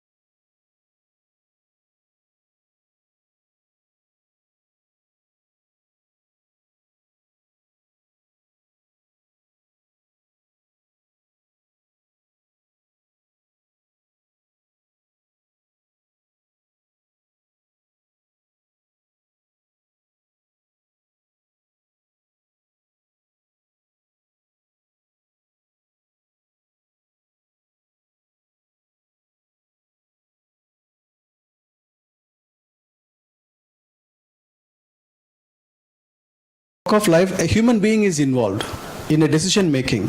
So that decision could be wrong at some times due to various triggers. A pilot who has flown for 20-30 years have crashed. Kozhikode incident I'm talking about, Kerala, a few years back. How? It is human factor. Well, how you think, how I think at this moment could be different tomorrow. If we all come and gather together in the same room, talk about the same subject, our mindset will be slightly different. So that triggers are catered under human factor. Probably the controller or the pilot was not well, or probably the pilot was under medication, so he was feeling sleepy, or probably he had a very tough situation, entering into a quarrel on the way back, on the way to his work, and still his mind was racing with rage. So those kind of things are possible. So in this case, based on the internet information, videos, YouTubes, I'm giving my views. The airline was coming on a specific glide path, which is a designated path while landing. Because when runway is visible, runway is aligned with the instrument landing system, 20 kilometer onwards, they will be aligned with the runway center line. So there is no possibility of error, deviation, left, right, no chance. They are precisely guided by the instruments. So that was following its approach path. But if you see the video, the helicopter was coming from the side and straight going and hitting the aircraft. But we should know what is the situation. The helicopter was not a normal helicopter. It was a military helicopter. And military operations are always special. They have so many reasons, so many requirements. Many times it could have been confidential activities, secret missions, you can say that. So those limitations, many times even they are given free rights, like won't look out, because whatever they are going to do, it may not be told to the civilian controllers, because their real intention, like radar jamming. Radar jamming is one of the techniques used in real-time war times. So they have to practice it in real time, right? Actual times. So if they do, the controllers or the radar controllers may not be able to see the equipment. So there was some communication gap which has brought them together, but still there were adequate number of control measures available. Traffic collision and avoidance system, automatically it is supposed to trigger, there is an aircraft nearby you. So turn the aircraft left, right, go up, go down. But those things have been not followed. So probably the probability indicates that there was an error on the part of the helicopter who violated or seems to have violated or deviated from his assigned levels for whatever the reason. For any of the reasons which I cited could have been things, possibly. But unfortunately, it resulted in a fatal crash. So human factor is a common underlying factor which comes out of it. Thank you so much, sir. And we hear that for one aircraft to take off, we need to have at least 128 ground staff. So out of them, many are from logistics. That means movement of the cargo, movement of the catering, movement of all these kind of. So how you are going to manage all these things so that the things are go smooth and. Yes, absolutely. Very, very relevant question. It is directly connecting your the area of the theme of today's topic. Everything has to be in time, right? We are talking again about logistics. There is something called in the aviation flying on-time performance, OTP. Like in the supply chain, Mr. Tarun mentioned JIT, just in time. Yeah. So likewise, here in the aviation parlance, OTP is the term, on-time performance. Like it has to be taking off at the designated time and it has to land at the designated time. So that much is a specific requirement. Otherwise, the airspace cannot manage thousands of aeroplanes flying everywhere from all directions. If you see the flight radar 24, just to zoom out, cover a large area, you will be really scared. So many flights flying in close proximity, but it's all very professionally controlled. So how does it? So the support systems, like Murthy sir has mentioned, how does it happen? The support systems. The pilot, when he lands, he is stopping at the stand where he comes and we all get down. We call it a stand or a bay. From that time onwards, every activity has to be timed. It has to be precisely catered for. And then the load has to be considered. The pilot cannot just like that fly out, because the aircraft will have to gather certain velocity. Probably at some point in time in previous education you might have gone through the theory of flight, like how the aircraft flies. It's a theory of flight. It is 4 factors like gravity, weight, lift, thrust, drag, all those things. So the aircraft has to carry the passengers, carry the fuel, and with that it has to take off. So considering the real-time scenario, it will need certain distance before it can actually take off. So that will be reached when certain speed is achieved. The speed again building depends upon the load or the capacity of the aircraft engines. So all this has to be calculated meticulously at the last moment. So it is like a clockwork precision. For that we have a specific tool which I also mentioned, ACDM. We call it ACDM, Airport Collaborative Decision Making, which is part of working platform for all the agencies involved in sending one aircraft safely up or down. It could be an airline, it could be the airport operator. We have a central control system which is not only monitoring, which also predicts. We call it APOC, Airport Predictive Operations Control Center. So every activity is being predicted. Is it some lag? So we have to trigger it so that the dotted time the aircraft departs on time. So all the stakeholders work with this common platform and it can be controlled. But how does it happen? Where do the logistic angle comes into play? The back end of it. When a catering vehicle has to come here, it is not only reserved for that aircraft. There are hundreds of aircraft landing. Bangalore, Hyderabad, we are touching nearly 600 air traffic movements landing and takeoff in one day. Right? But how many such trucks will be there? Everything has to be timed. The planning, the strategies, and catering for contingencies. What happens if suddenly one truck couldn't move due to some mechanical snag? So do you have a plan B? Those kind of things are going into the play. So that is how we manage. ACDM is one of the common thing which I explained. Yes, sir, yes, sir. Thank you so much, sir, for enlightening us on this. Now, in that, sir, we just like to know what are the challenges that Indian logistics industry is facing to adopt to the new technologies? Okay, so one adopting the new technology is like, say, there's obviously this AI or IoT. Definitely companies are using IoT solutions, and definitely these IoT devices or the vehicles, and obviously there is a software. So one is logistic companies generally either they build something in-house or they buy it from the other companies or get it built. So that is one challenge, especially if someone want to launch a logistic company today. So they would obviously want to give a real-time tracking and the route planning and the optimization. Because say as a logistic company, like say for example as India is also, one is obviously so far if you see Amazon, Flipkart, they were the ones who are doing deliveries, right? And mainly I see them as a delivery platforms more than the marketplace. And now you see Zepto or Blinkit coming up. But imagine, so it's a good time, I think, if say someone launch a logistic company today, so one is, okay, they need a software, like what is the IoT software they should use so that they can put on their devices and those softwares can actually communicate to their cloud platform and so that they can give a visibility to their customers, whether through a dashboard or the sort of a notifications and how they can do the business with them. So technology is being one part, but with the AI thing, what is also happening is the softwares are going to be built more faster.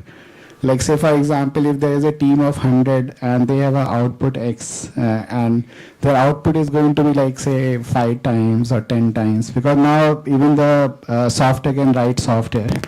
So imagine you can say, okay, this is what I want to build, and so that's the future.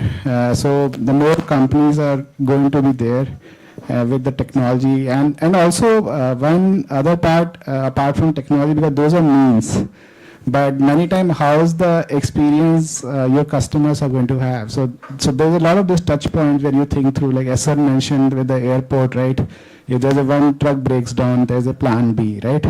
Now imagine if your customer is having a, like say you want to deliver efficiently, right? So can you do the planning, and if say for example there is a last moment, there's some breakdown of vehicle, so how fast the information can be sent and it can be delivered from the nearby location. So those kind of thing are going to happen. Yeah. Thank you, sir. Thank you so much for the insight. Priya, sir, we just like to know about the success stories of companies who have adopted logistics for. Thank you so much. Well, success stories, if you say different companies have different motive, what exactly they would want to do is you need to identify why they are opting for. See, it's not only about optimization, because the word, when we talk about optimization, everybody gets scared, right? Is my job on stake, right? So when we are talking about success stories, we need to identify first the goal of the end user, what they want to achieve, right? And then you maximize your I would say software, right? Software comes with a little bit portion of customization. As I said, we cannot just sell what you have. Now on that part, how, as sir has already mentioned about the route planning, right? Now, if you are able to deliver the goods, different, location goods in one single vehicle, that is where you are maximizing your output, right? You are optimizing the route of that. That is where the utilization of the vehicle has to be, I would say, maximized. And I would say, if you also need to understand what kind of goods you are first of all trying to deliver. If you are trying to deliver ice cream, let's say, you need to be very careful that within that particular short duration time you have to reach to the destination, and you have to open both the door of the vehicle so that the time of taking out that is faster, right? So what I would say, sir, is based on the company requirement, the success factors will depend. Some of the companies, they want to utilize the vehicle to the maximum, right? If I'm talking about, again, I'll add an example of Saudi Arabia company who is kind of having heavy vehicles, earth move.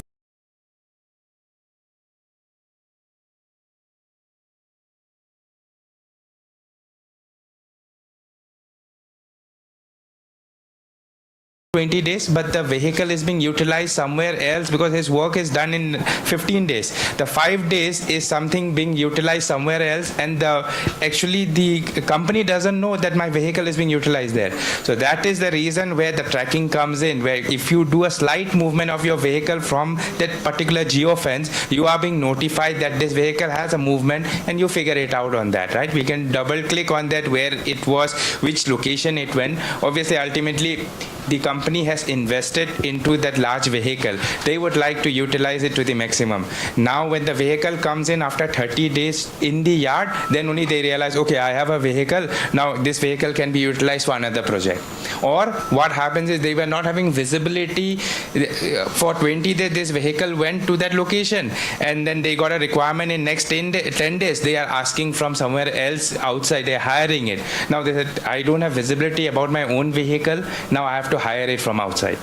So there are different requirements that comes in, sir. Ultimately, it's about the goal of the end user, what they want to achieve it. This is one of the case study where they don't have visibility about their own vehicle. Thank you, sir. Thank you so much. Venkatachalapathy, sir. Again, we are into flying. Now, at the tiny objects flying in the air, drones. So how drones are going to change the face of logistics? And that too, are they going to be the threat for your aviation? Yeah, very relevant question. Thank you, sir, for raising it. In my opinion, anything which is coming new to the system, what we used to, can be a threat or can be an advantage. It depends on how we are going to use it. So it is purely based on the intention of using it. So talking about the drones, yeah, it is tiny right now, but it is going to be phenomenal, like a spaceship kind of things, because that technology is also continuously evolving, very fast evolving. So initially it all started with, as it's a threat to the aviation, because the drones can come from anywhere, people can operate remotely, and it can collide with an aircraft landing, like what happened in Washington DC a couple of days back. But now the technology controllability has increased thanks to the software, new development, controllability. The drones can be neutralized from a distance. So that kind of central systems are already in place. So DGCA India, I told you about the Director General of Civil Aviation India. They have also come out with a specific regulation on how a drone can be operated, how they are going to be licensed. So it's going to be licensed activity. So very fast evolving. But coming to how it is going to be a matter of significance for logistics or connectivity or supply chain things and all. So drones are not anymore seen as some gadget used in marriages and functions for taking aerial photography. Oh, zamana bhi chala gaya.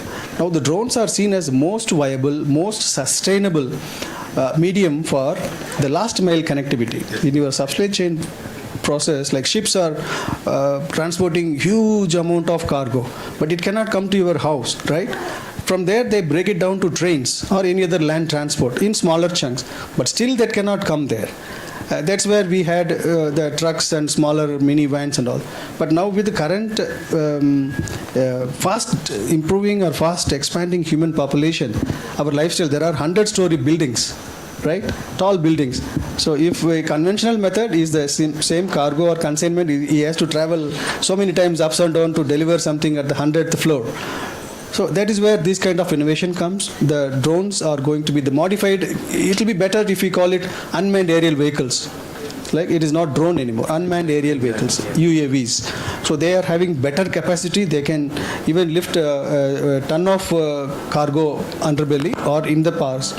And air taxis have come. I think Bangalore has already is experimenting with that. So only the material sitting inside differs. Instead of a man, it is going to be a cargo.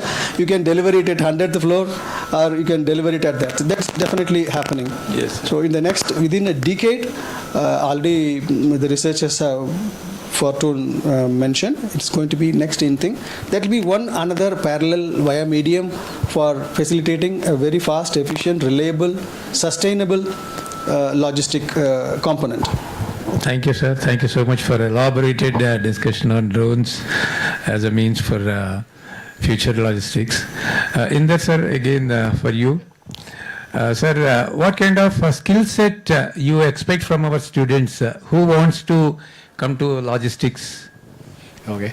So, I mean, definitely skill-wise, like what you see on the technologies-wise, like AI or IoT, like how does it work? What tools are available in the market? What are the platforms out there? Those could be used. And general like a knowledge of like how the whole experience is working for like say for example today what we do is we offer a online store building solution to small and medium businesses in India. So they spend like for example they got the orders right now they want to deliver it right so like how they can do the inventory management, the forecasting, and really not do a like really softwares are also easy to use, and they can actually just get a lot of free time, especially when they are dispatching orders. So they can focus on packaging, focus on their brand, so those stuff. And as a like in the logistic area, one is obviously the delivery portion. But how the businesses can build the brand, like what problems people face when they are getting the product. Like for example, if I order some Lego toy, now one is obviously you deliver the toy as a company, like say you are running the company or you are part of it.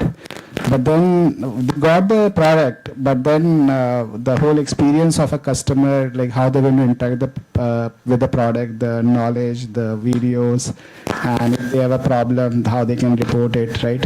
So, and that's a very important part, like say for every business, because if the customers are happy, they are going to recommend to others.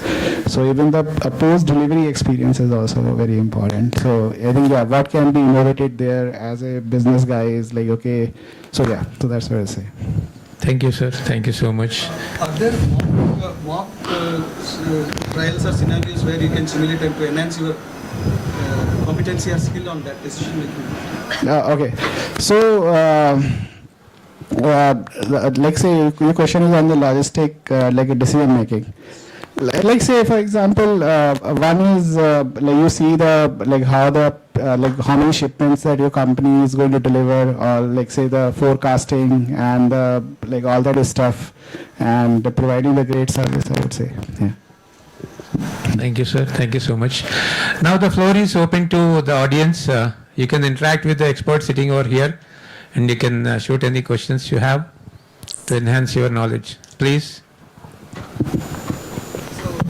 I have two questions to to Venkatachalapathy sir and Indra sir. First question is like from Blue Dart Air, like the bulk shipment via air to Zepto instant last mile. Thank you. Instant last mile delivery. What are the key performance indicator and success indicator for in the both model? And second question is like as you mentioned the air mobility, right? So from 2009 Uber cabs to 2023 Salla aviations, where do you see the air mobility in next 5 years?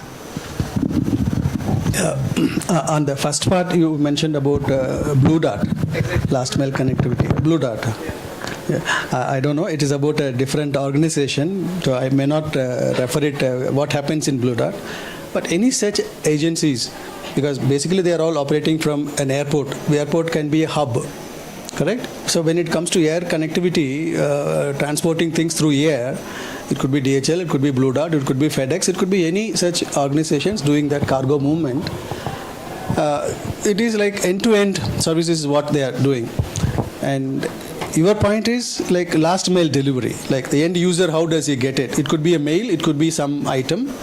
So from the airport, how they are distributed, it is like a vast network of various mediums, smaller vans, even the bike bone delivering boys are also going to deliver it. Blue Dart delivery is mostly you get through your bike. So anytime within fast it gets. So probably the second question also has an answer in this. So it cannot go on forever. Like urban development is fast. It's happening. So a bike rider can give it to a ground floor guy in whatever the time, but he can't do so on a 100th floor guy standing there, dwelling there. So, and also it is getting more congested with the traffic. Definitely, how much road you can build? Every day there are thousands of vehicles are pumped into the surface of the road, right? But the roads are not expanding in the same proportion. That is where the urban air mobility, the unmanned aerial vehicles or erstwhile drone technology is going to be a big facilitator or enabler in the next 5 years. So they will be making it a more prominent medium to deliver it. Any more questions from audience? Go there, sir.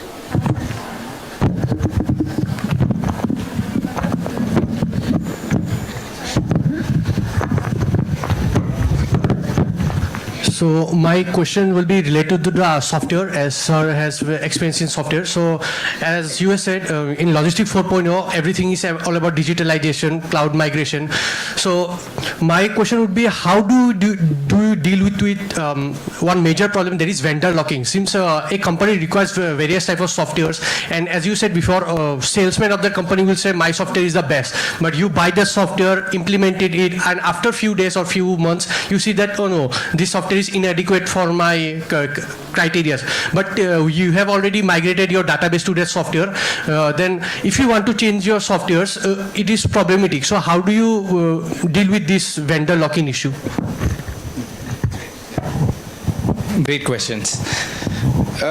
This is something which is happening, right? It's not that it's not. So see, what happens is ultimately we are dealing with the humans first of all. I'll deal first how the contract is done, because ultimately you and me, when we are interacting, we are making a relationship. Now we are making a relationship, and that's how, you know, software is one part of it, but the human capital, but the human kind of touch which we are giving is where you are leading your sales journey towards, right? Let's say you are able to crack the deal, and you crack the deal because of the software capability as well as because of the relationship which you have made it, right?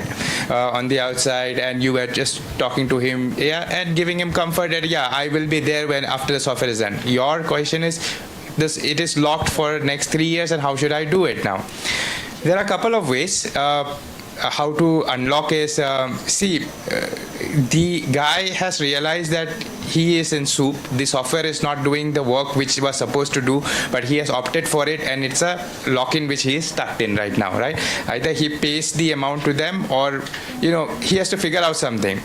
Now, obviously, during the contractual stage, the procurement guys and the legal guys are smart enough. You don't need to worry that they will negotiate real hard, and they make sure that the lock-in is reduced to the least which is possible.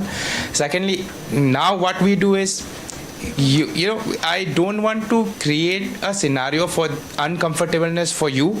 I will say, you take my software, the other guy, you take my software, you run the software, because see, ultimately you have to plan for the future. Now, if this guy has planned for 3 years, you will plan for the next 3 years or next 5 years. Now, you understand that for the next 6 months, I'm not going to get paid. That's okay. But what happens after 6 months is the money that you are going to get, right?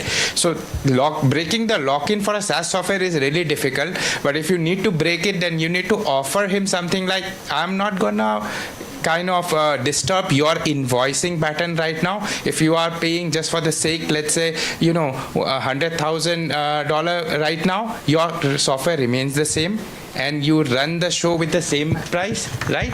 Instead of paying to him, just pay the same amount to me, and after 6 months we can decide on the pricing. Or you offer that freemium for 6 months, you run my software, you get adjusted to it, because we know once the client comes in to the into the software, I would say architect, it is very difficult for them to go out. And you keep, the purpose is you just keep building for them, right? You show them, you are customizing it for them. It is very difficult. So first of all, it is very difficult in the SaaS world to break it. If you need to break it, obviously price also plays a very important role, pricing and the kind of contractuals that you are going to make it with that guy. So, as people say that marriages are easy, divorces are tough, right? So, before you land in this vendor locking situation where you want to really come out, as a company, you want to, you have generally a CIOs who understand, what is the software, the information technology part.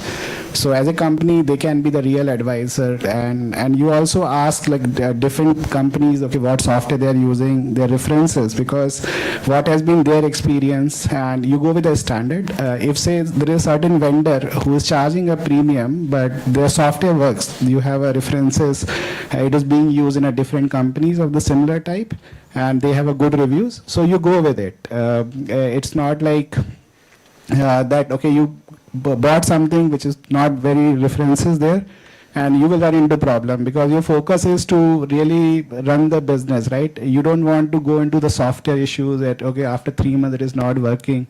Now you're worried how you're going to run the business, right?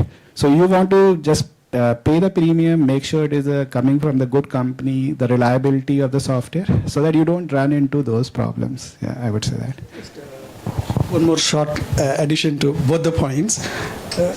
There are two things involved in it. If I take it from your perspective, there is one more factor is the brand image. You can have the SaaS damage control, all those things, negotiation, continued support for 6 months and all. You may be given assurance that, okay, some benefit I'm getting. But in the process, the customer, if he's not going to be satisfied with that, he's going to talk to the people, to all his business peers. So that may have an indirect dent which could be very heavy on that particular software tool. So if they consider that aspect, definitely they are going to make some real damage control measures before the transaction happens. Second clarification from my view comes from what you said, sir, is in aviation always we talk about, I just mentioned about plan B. There is also a concept called enterprise risk management, correct? You may experiment with this tool, but is there any assurance that the next tool which you are going to buy will also not have the same problems or concerns? You may have. So what is the solution which you have? You have to have a process in place, enterprise risk management, or you may call it business continuity plan. What if kind of questions? You ask 3 to 4 times. So that mechanism also, if you cater for and incorporate that in your business model, definitely will be value addition to it. But that may not directly change your tool. That's a purely software aspect.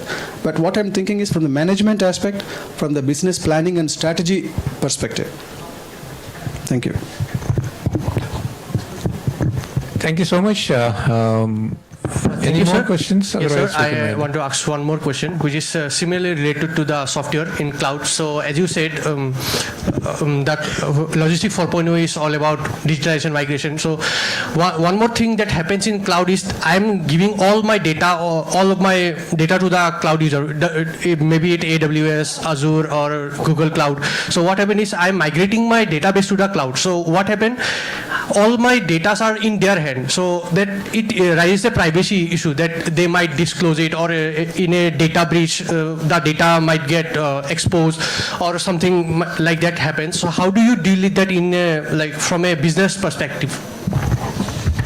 Yeah, it's one of the major concern, and everybody is worried about what happens. But we all are uploading our images, our details, everything is being captured, right? There are time now in China, as we say, you don't need to do anything. You just need to look into that, and then your payment is done, right? See, very simple for a small players. When we start with, we have our, I would say, caretakers like AWS and others who have done their certifications. So first major thing, we need to make sure that whichever cloud you get in, they have their certifications in place.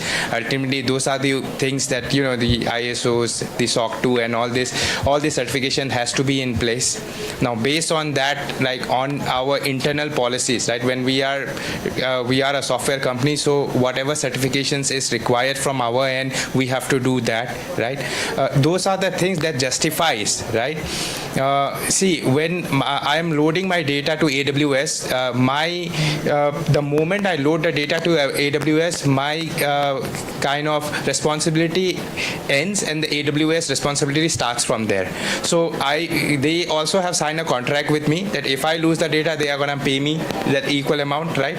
So I have offloaded all my data to AWS. So I don't care much because they have shown me all the certifications that is required as a norm. And when a company asks for a software, we have to produce all those. And as a company, to showcase that my process and my other requirements are taken care, I also do extra certifications. That is how it is being run right now. Now, everybody, the folks whom we are going to sign up with the contract with, they come with the requirement of to give those tests, VAPT test reports, SOC 2 reports, ISO reports, all this we publish to them.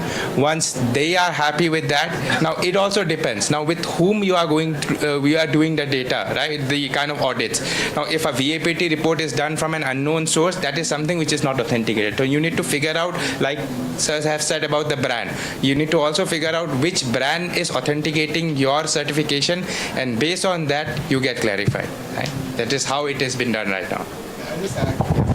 So on the security, like if you see recently with the DeepSeek, right, people saying that they are storing the data in the servers in China, but people downloaded the DeepSeek and running on the, say, their own AWS cloud or Google cloud. So as sir said, that obviously the certification and compliance part from these cloud companies are there because they can invest the resources, like they can have 1,000 people security and the system management team, and which is centralized. So obviously you get the best of the world from these cloud providers.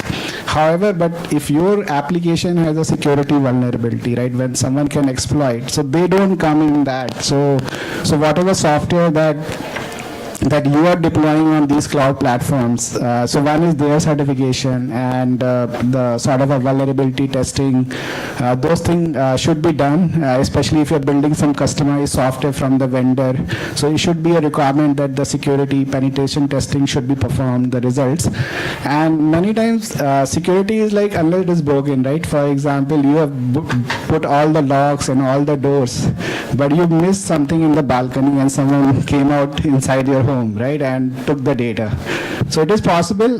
Many times the sensitive information, like say someone's credit card, bank details, this is something that probably you don't take it directly on your applications wherever you are running. You let the companies who specialize and their job is to really focus on storing payment methods in the vault, the other information. So let them take care and you focus on your part of your application. That's what I would say.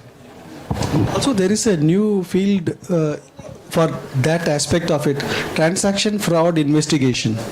or because they are accredited fellows, I think global level there are certifications happening. Transaction risk assessors or transaction fraud investigators. So that they also come with that kind of credibility to endorse it. Yeah, so I mean, say generally, if you see what happens with the fraud, like because I generally am a techie, so I can see like people attacking our systems on internet. But like especially on the transaction fraud, what happens is when the transaction happens or before that, there are software which provide you the risk assessment, whether you should take this transaction or say, okay, I cannot process, thank you. So one thing when I was in US, what happened is suddenly I see there are so many cards are getting added to the third-party system that we are using to take the credit card details on our UI. Though we didn't take it directly, we followed all the compliance. But there was some vulnerability, sort of a relaxed check because we had migrated the system from old system to new system and we wanted the payment to go through because if the payment reduces because of stringent checks, our revenue is going to go down, like say go down by $1 million. So we relaxed their certain condition and we said, okay, now migration is running fine and we are able to charge their customers online. Then suddenly some hacker, they deployed the software on say AWS or other hosting providers.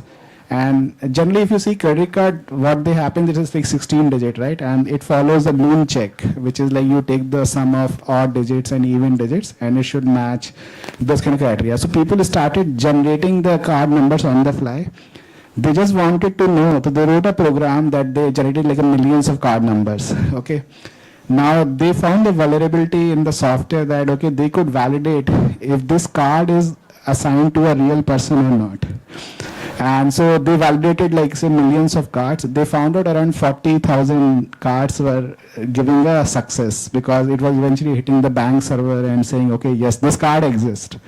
Now in US, like in India, UPI is secure. You scan it, you put your PIN, and that's when the transaction happens.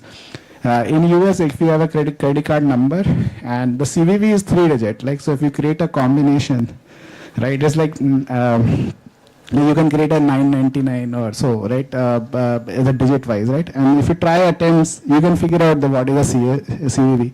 And many companies don't even validate the expiry there. So we discovered this, then quickly fixed it. I think we got fraud chargebacks from the bank.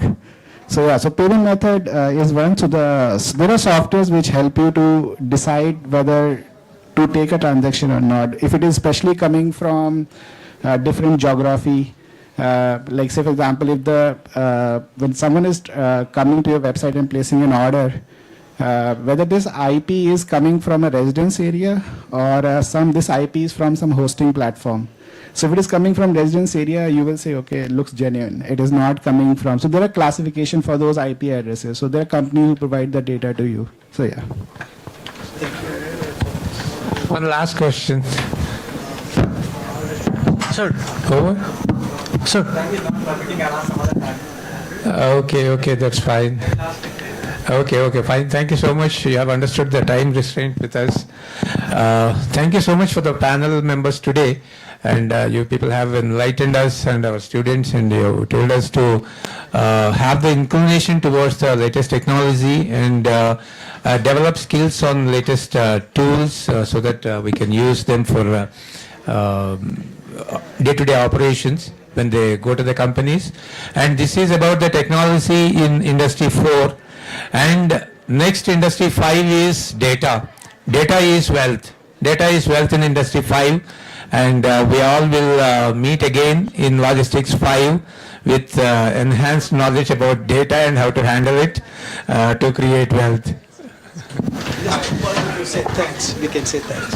Thank you so much, team. I just had some kind of homework done for you guys, like go to Minister of Finance, and today they are funding to around 14 I would say different departments which is going to be the next boom, like your drones manufacturing, your batteries that's going to be manufactured, right? Your medical equipments, the vehicles and auto parts.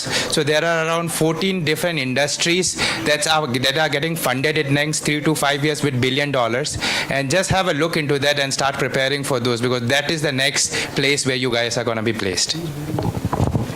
Yeah, great. That's a great session. Like you, probably we also enormously enjoyed it. So the information and knowledge flows both the ways. So just with a few words, I want to pass on the mic to the other person.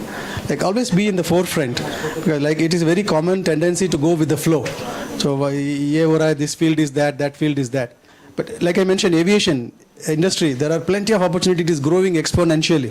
But the moment you see people are still selling, यार काम तो नहीं मिल रहा है, नौकरी नहीं मिला, aviation में कहाँ मिल रहा है, ये वो सब करके, because it's all about the quality and being specialized. Completing one generic things may not be projecting you as the right fit for a particular position. So in addition to this, be very clear of which is the area of specialization we are going to, or you are going to be figuring in, and stay focused on that and prepare yourself. Always keep upskilling yourself. So that is where, because I have interviewed hundreds of CVs, and then this is how we pick or reject the candidates. So that is what it is. And aviation, like in GMR group, in airports and all, every airport, Bangalore airport, like lot of examples, plenty of opportunities coming up. Because in the next coming 10 years, 15 years, as you know, government of India is going exponentially ambitious plans for making it 5 trillion economy. Indian aviation is growing phenomenally. So where are they going to get the people from? So all of you, the future leaders. So prepare yourself and stay forefront and anticipate. Yeah, what is it? All the best. Yeah, so I think it was a great session, and obviously I learned a lot and got a chance to interact with you. I would say same thing. I mean, there are always opportunities. If there is a lesser opportunity, you actually create opportunities. That's how it goes, because what we have got is the skills, the mind, and we can and obviously do a great job. I always say that every day wake up and see what I can do today and can do better. And whether it's learning new technology, learning new skills, or executing certain thing as a manager, and people actually look up to you, as you grow in your career, because they need someone who can tell, okay, what they should be doing, right? And if you as a person, and be also, one is the work, and also be very sort of having an empathy. Because these are real relations, and people, you actually, though there's a corporate word, but I think if people trust you as a manager, they will do wonders actually. So if you take care of them, sometime maybe there is a team of 10 people, and say for example 2 are not performing that great, right? Maybe 8 are doing well.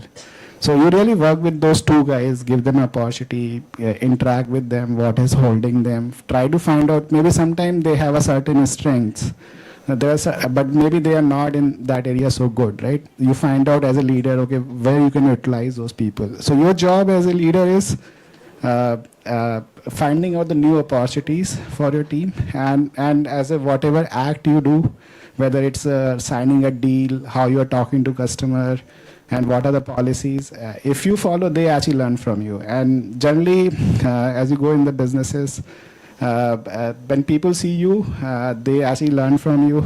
They go and behave similarly what they learn from, and it's like a chain reaction. And on the entrepreneurship side, definitely startups or organizations, initial years are hard.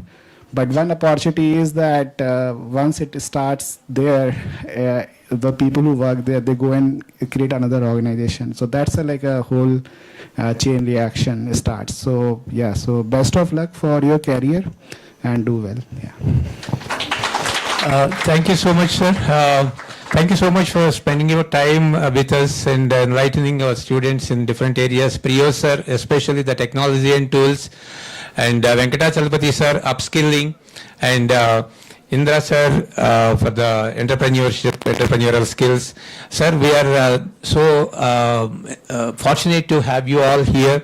So you have today in this brief session, you have done a kind of bridging the gap between academia and the industry. Because in academics we know theory, and you are the people who have come to here, and you have given us enough practical thoughts so that our students can develop on them. Thank you so much, sir, for your time and knowledge that you have shared with us. Thank you so much. Let's move forward with the memento. We would like to present a small token of love for our esteemed guest.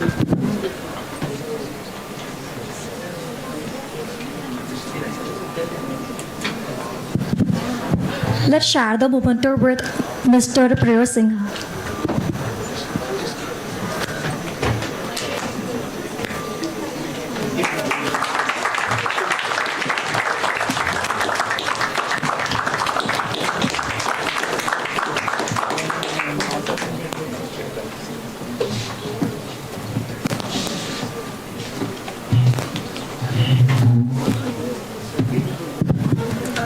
Let's proceed with Mr. Venkatachalapathy and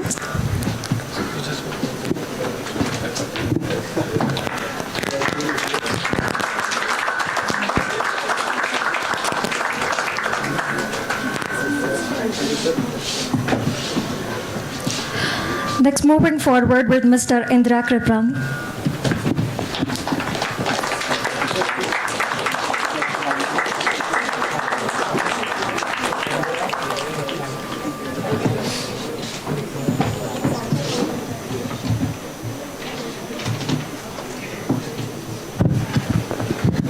Now I request Archita to propose the vote of thanks. Thank you so much, Jennifer. So, as we come to the end of this session, so I would like to take a moment to extend our deepest gratitude to our esteemed panelists who have joined with us today. I sincerely thank Professor N.S.R. Murthy sir, P.O. Singha sir, Inder Kriplani sir, and Venkatachalapathy N sir for their valuable time, insights, and inspiring words.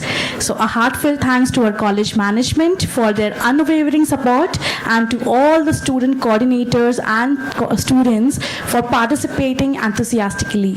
So your presence made this event a great success. Thank you so much.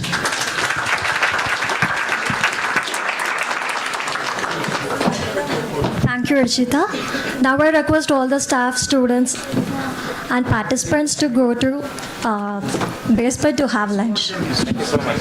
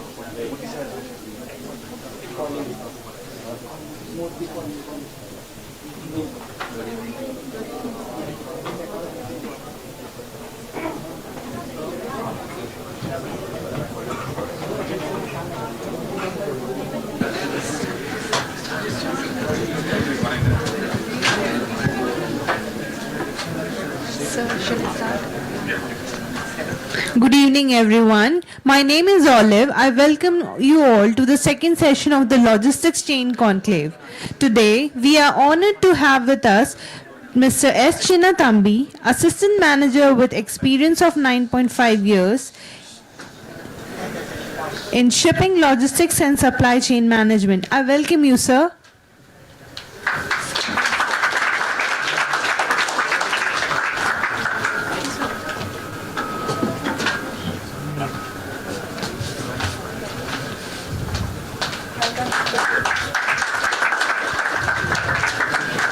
Captain I.V.S. Rama Krishna joined the sea at the age of 18. He became a captain at 27. I welcome you, sir. Mr. Arun Kumar NT, founder and CEO at A2 Technologies. I welcome you, sir.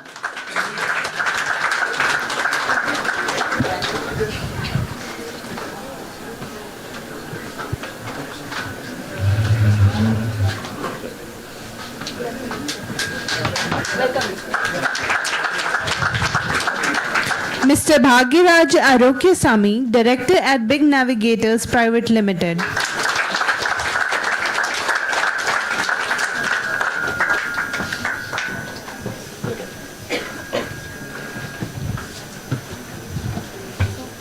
We welcome you, sir.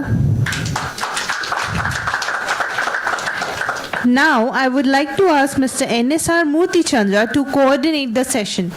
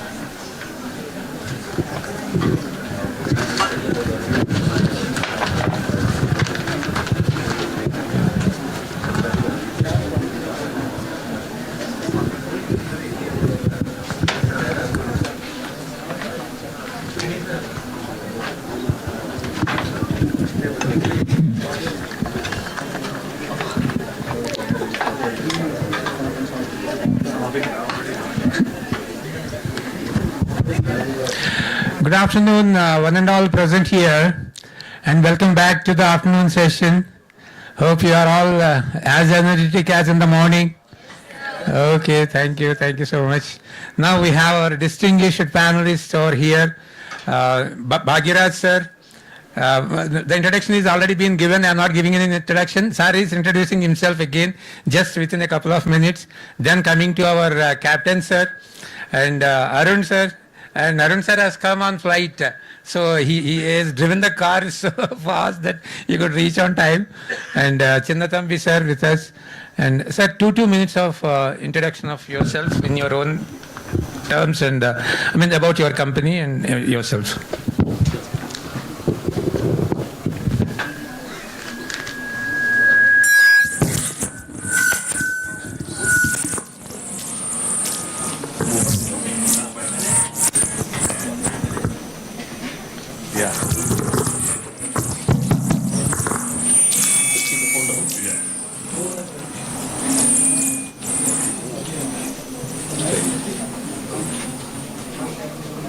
Sir, cue this one.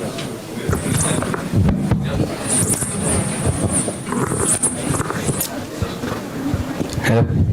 Hi. Hi. Good evening, guys. I'm Bhagiraj. I'm from Chennai. We run a company called Big Navigators. It's a freight forwarding company. It's a 12-year-old company. We started in 2012. It's our dream, logistics is our passion, and having our own organization is our dream. So having your dream live is it's very important in your life. So all this 12 years now completed, and we have branches in Bangalore, Mumbai, Hyderabad, and also in Vizag. We have overseas presence. We have an office in Melbourne, Australia, 2 years before we started the office over there. And last month we have opened an office in US, Texas. We say ourselves as the consolidator. It means like LCL Group H, and we specialize in that. So we can talk about it, in a brief way. So thank you. Thanks for inviting.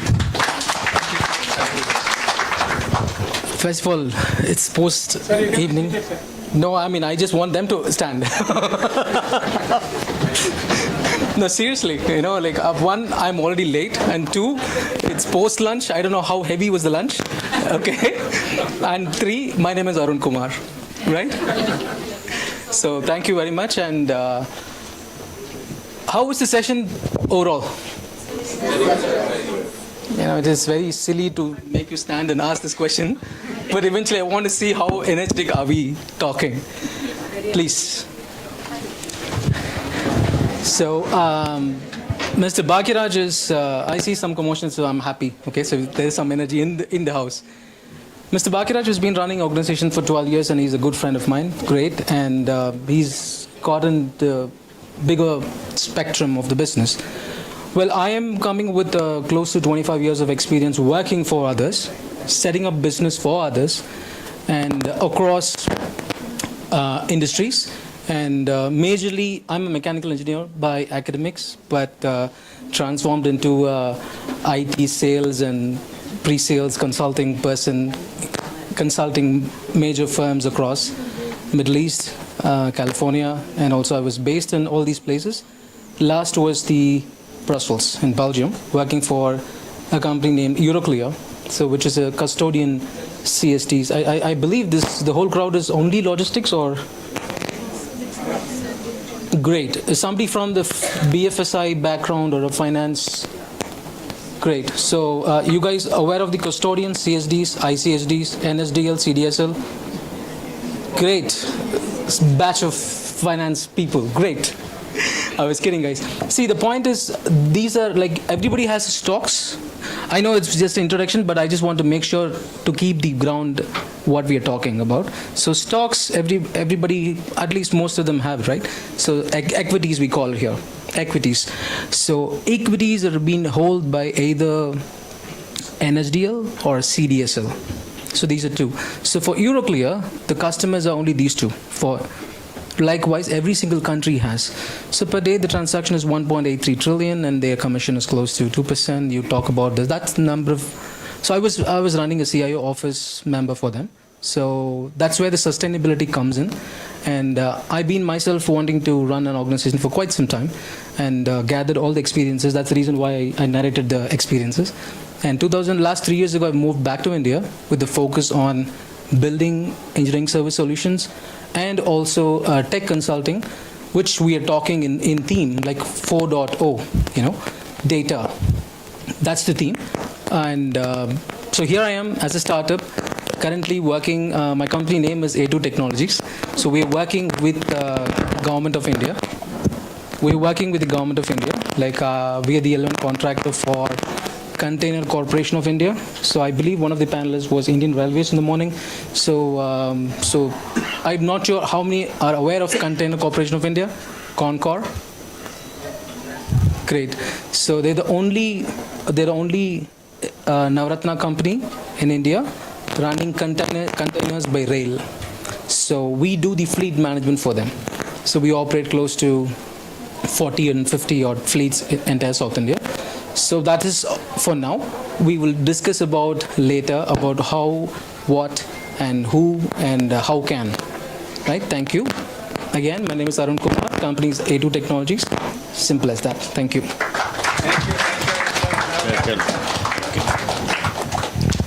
Good afternoon. I think like in the morning, I'll speak without the mic. Now we can try it. Okay, my name is Capt. I.V.S. Krishna. Introduction has been given in the morning. Joined civil life at the age of 18. I was master at the age of 26. I got my master certificate. Sailed for 37 years in the ship. and almost last 25 years I have been teaching, and I am examiner for the nautical officers by Director General of Shipping, or on their behalf Mercantile Marine Department, and we'll take the issues or the questions, and that time I'll tell more about myself and also about my industry. Thank you. Thank you so much, sir. So good evening all friends. I am Chinnathambi, coming from Bangalore. I am into shipping and logistics. My company name called NView Maxicon Container Line, into non-vessel operating common carrier company. We are providing for the containers for exports and imports, involving some trucking activities. That's all. I have been in this trade more than 15 years. I am leading this branch in Bangalore, but we have offices pan-India as well as overseas. Thank you. In the ground, we will discuss later.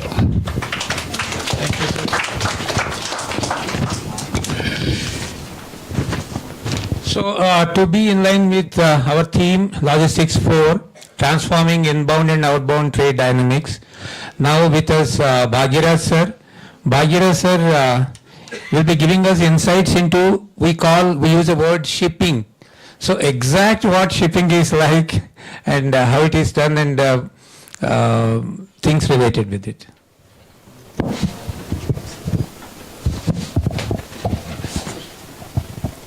That's right. Ready?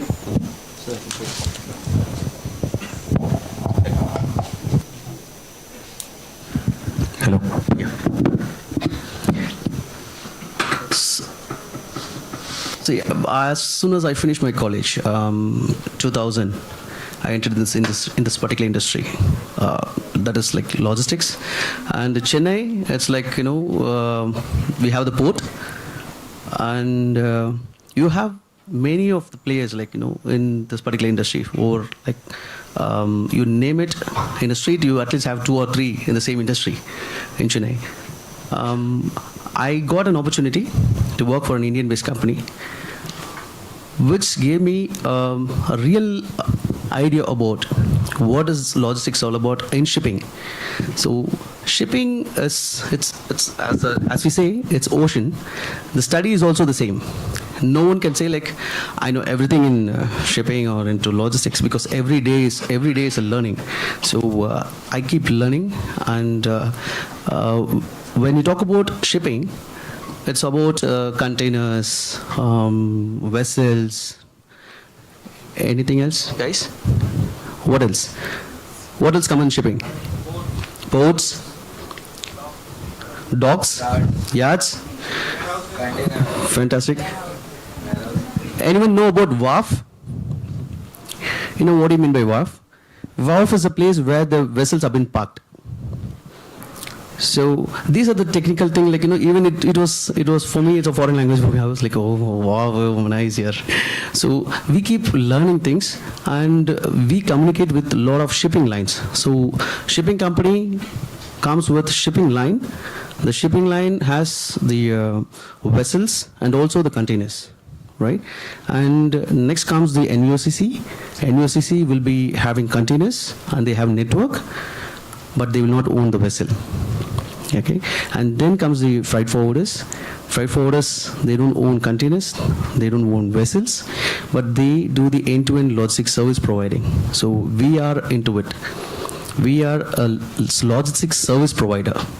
So when you are a logistics service provider, it is not you need to have some fixed assets like owning a ship or owning a container or owning a warehouse.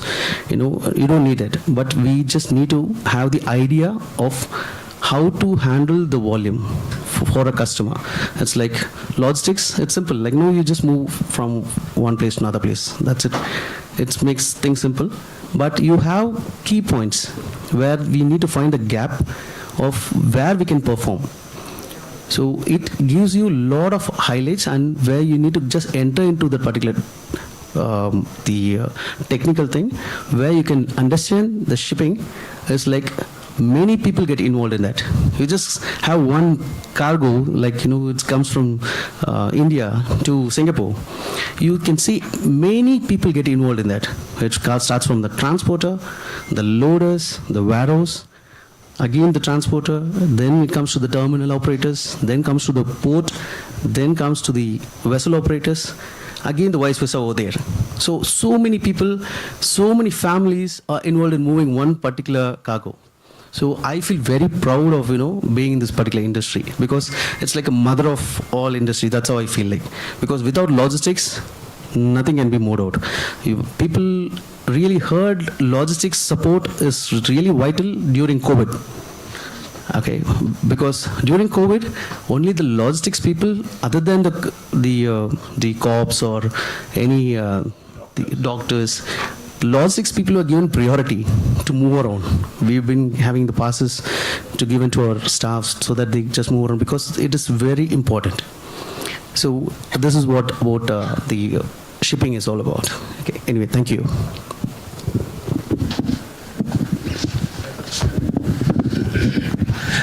Now, Arun sir, when he just came in, he said, I'll let you all know what exactly Logistics 4 is like. And we know little about it, but we assume something more beyond that. Now, Arun sir is going to tell us what exactly Logistics 4 is like. Sure, sir. Before that, I think in line with the shipping, and the liner should actually talk. And that has a cohesive action, so if you pardon. Sure, sir, sure, sir. He can share his views, because I want them to understand the whole supply chain mostly. Captain, sir. Hey, as in, whoever the captain. Yes, sir, Captain. Fine, no problem.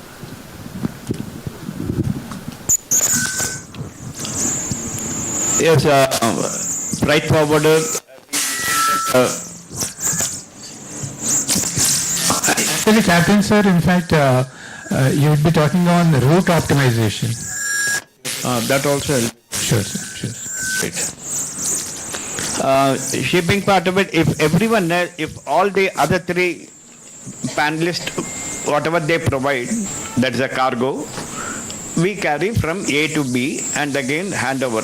Our main responsibility is across the oceans, seas and the rivers, transporting of the cargo. Who is buying, who is the buyer, who is the seller, we really do not get into it. We do not get into who is the buyer or who is the seller, and what are the custom formalities and packaging, all will be taken care of by the other panelists. So I'll explain only about the sea route part of it. Today morning we were talking about Suez Canal, Panama Canal, Kiel Canal, and also I have shown some video where the ships are moving through the ice part of it. Now regarding the little bit about the rough weather and the damage. Now when we carry the cargo, ever given that particular vessel, if you have seen Suez Canal, it got embedded in the ground. And every year we are losing thousands of containers because of the lashings, insufficient lashings, and also because of the rough weather.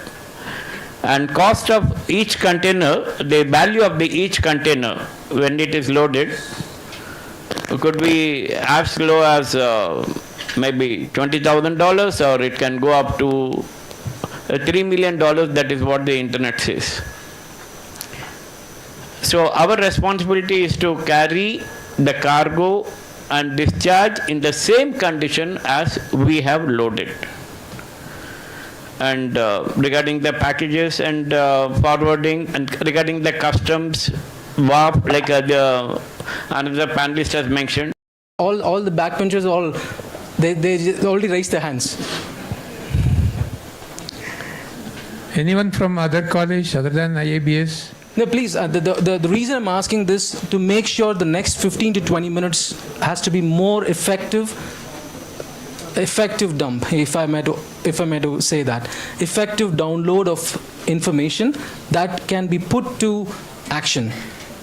We've spoke about a lot of ideas, strategies, and all those stuff, right? So ideas to action is what is going to take your job to domestic or to international. And the skills, what do you actually require? needs to be spoken about, right? Anybody else, please? I mean, no judging, nothing. It's just that please feel free to. I mean, you guys are all, PGs, and I think you've gone past all the UGs, right? Being silent, not asking questions. See, if not other colleges, can we give... Please. But I want one of the representatives. You can just shoot out your question. Morning, you're asking something. This is related to kind of the employment opportunities in logistics and what skill set the students need to develop to get better placements in logistics. I'm just going to give, only sir is asking the question, right? So please. That is there in their mind. I'm just putting in my words. He's so nice. But I personally like to, because there's no point in having multiple people here sitting and talking unless we want what we want. Please. Use this time very, very useful. Sir, there are many logistic companies, for example, Team Global, Maersk, Evergreen. I have never heard how they recruit and what sort of skills they will be expecting from candidates. Okay. So, how to get into the field of logistics and operations at MNCs? Great. So again, these are the skill sets. Okay. Anything else? I'm just trying to, jumble up all the questions. Please. Are you from the IIBS? Great. Your good name? Yeah, I think I'm audible. Yeah. So I'm Amarnath, and my question is, I'm pursuing second year. So since first year, it's been very hard to land a good internship in logistics, especially as a fresher. They're saying that we need experience. So without giving an opportunity, we can't get such experience, right? So as a fresher, it's too difficult for us to even land an internship. I don't know what others are seeking. What so far I have seen in this, e-commerce companies or this warehouses, they mostly work on Excel or Google Sheets, not much, and some basic warehouse management softwares.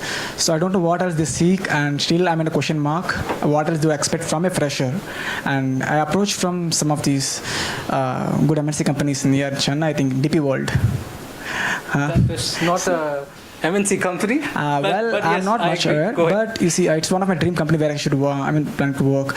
But when I approached, the common objection I got was, we only hire experienced people. It's not for freshers. So is it like everywhere? Is it everywhere? Like you see, not give an opportunity for freshers in logistics, or do we need to build our experience through other sources or some other, some workplaces, and then we should land on this logistics? How should we cope up with it? Great question. Yeah. DP World is not an MNC, it's a conglomerate. Yeah. That's what I was about to say. Yes. Okay. So Dubai ports, right? Yeah.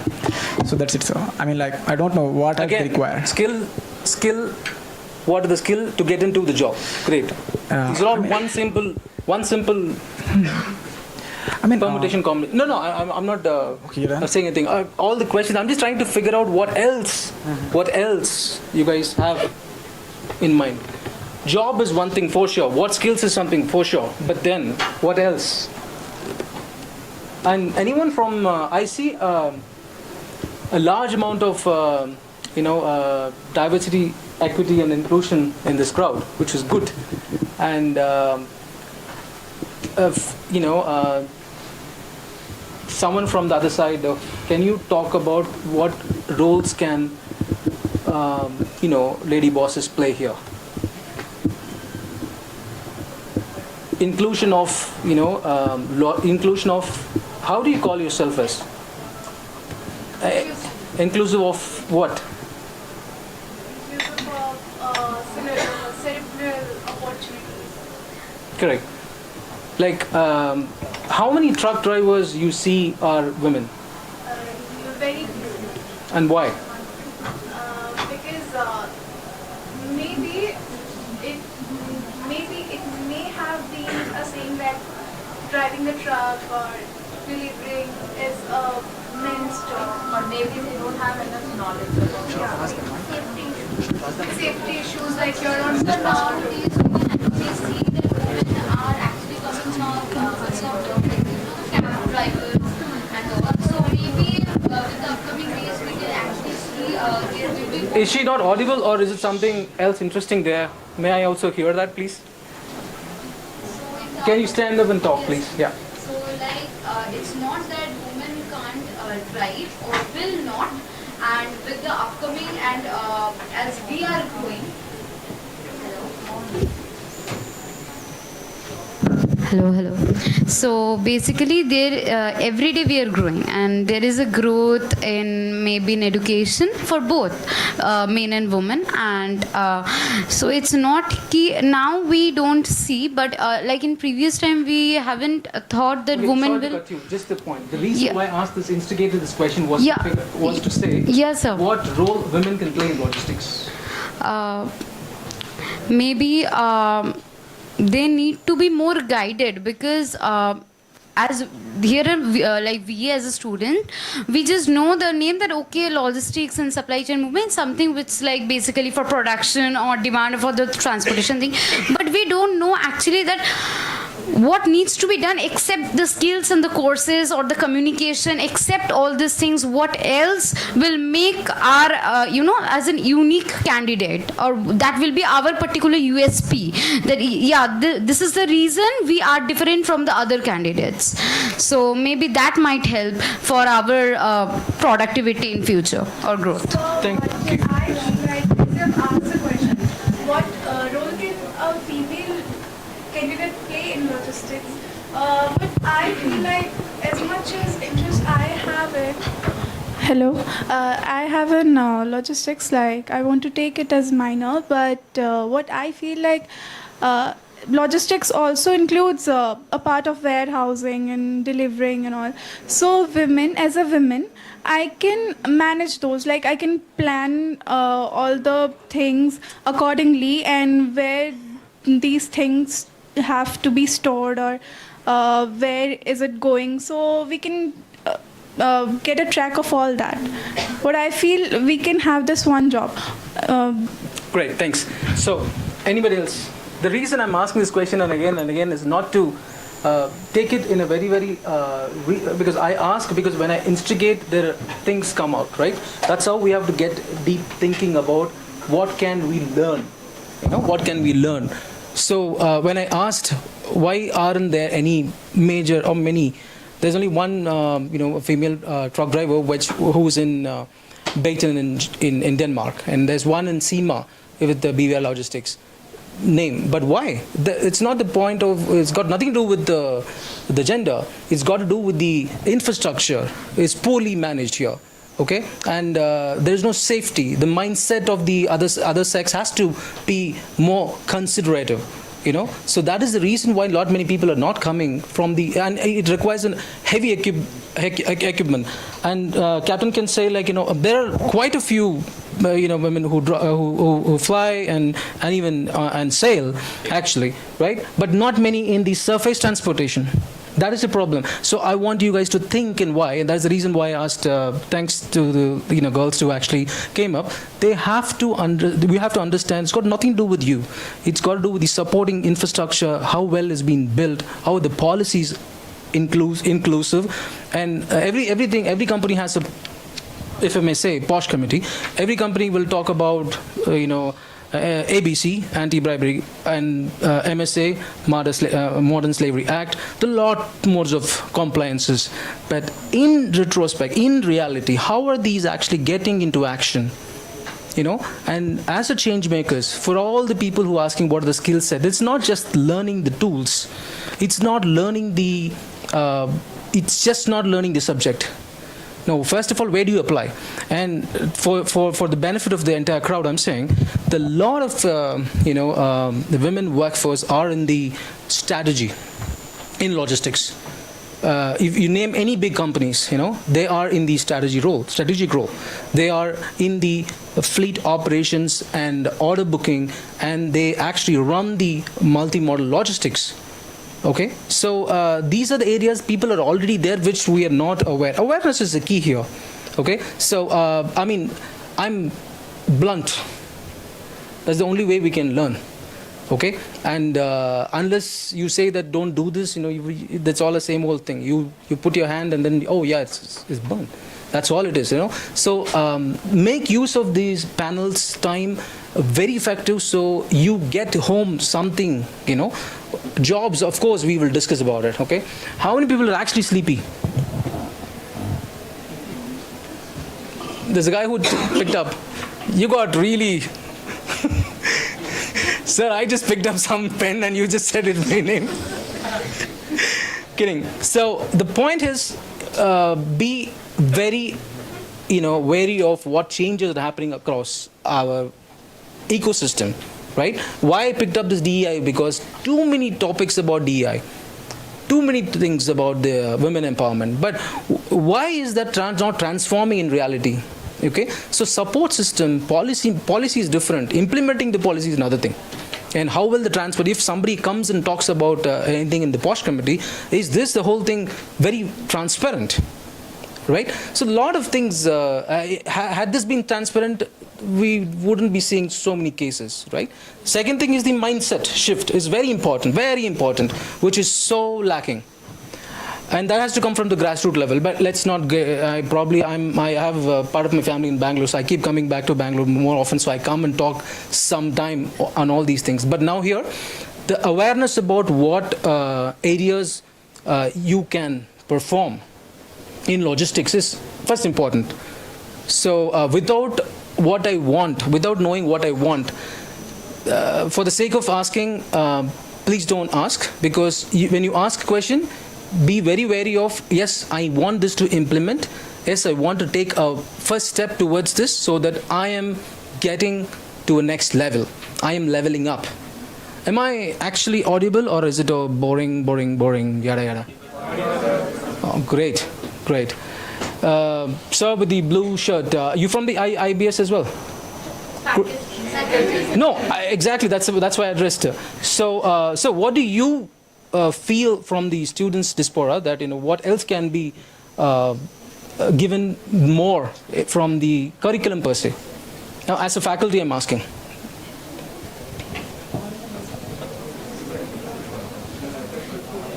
Yeah, go ahead, please. Hello. Yes, sir.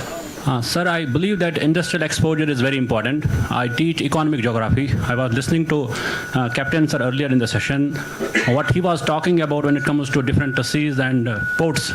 So I'm teaching the same thing in the class, but maybe I don't have the exposure to the industry. So I think we need to be more emphasized on the industry part, which is very important. 100%, sir. I mean, Sachin Tendulkar's coach was never been known to the world, right? Only Sachin is known. So Sachin is because of the coach.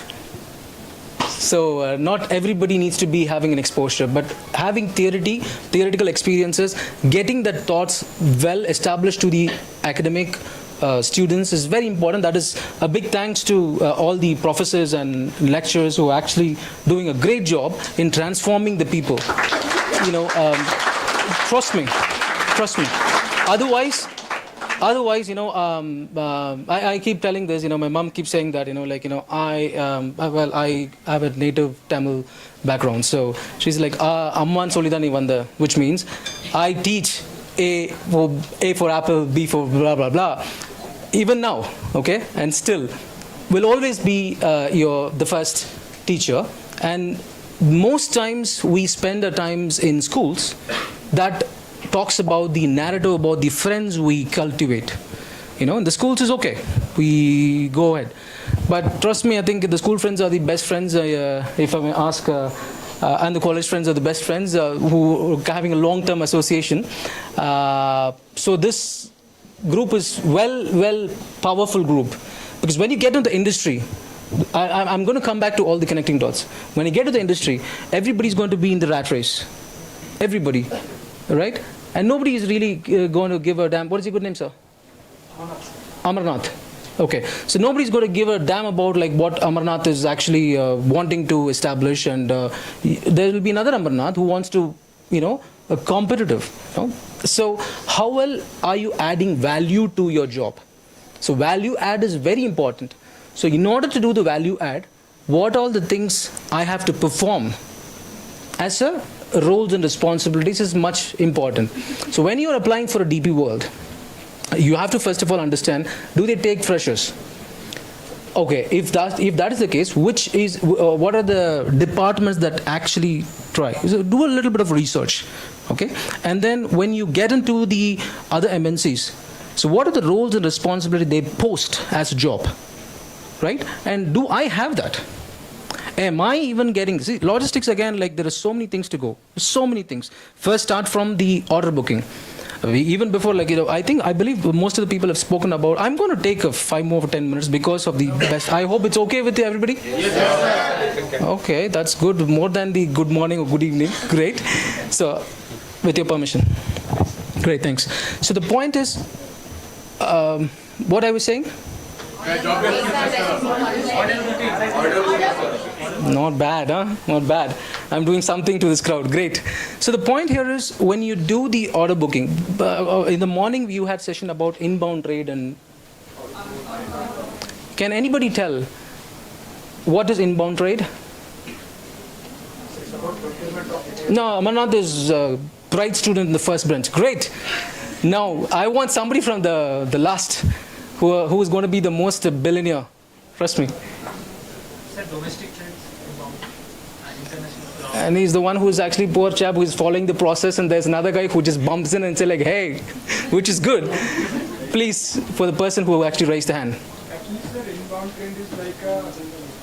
I just need a crisp bullet points, and that's exactly what you need to talk in interviews. So, and that process guy got lost.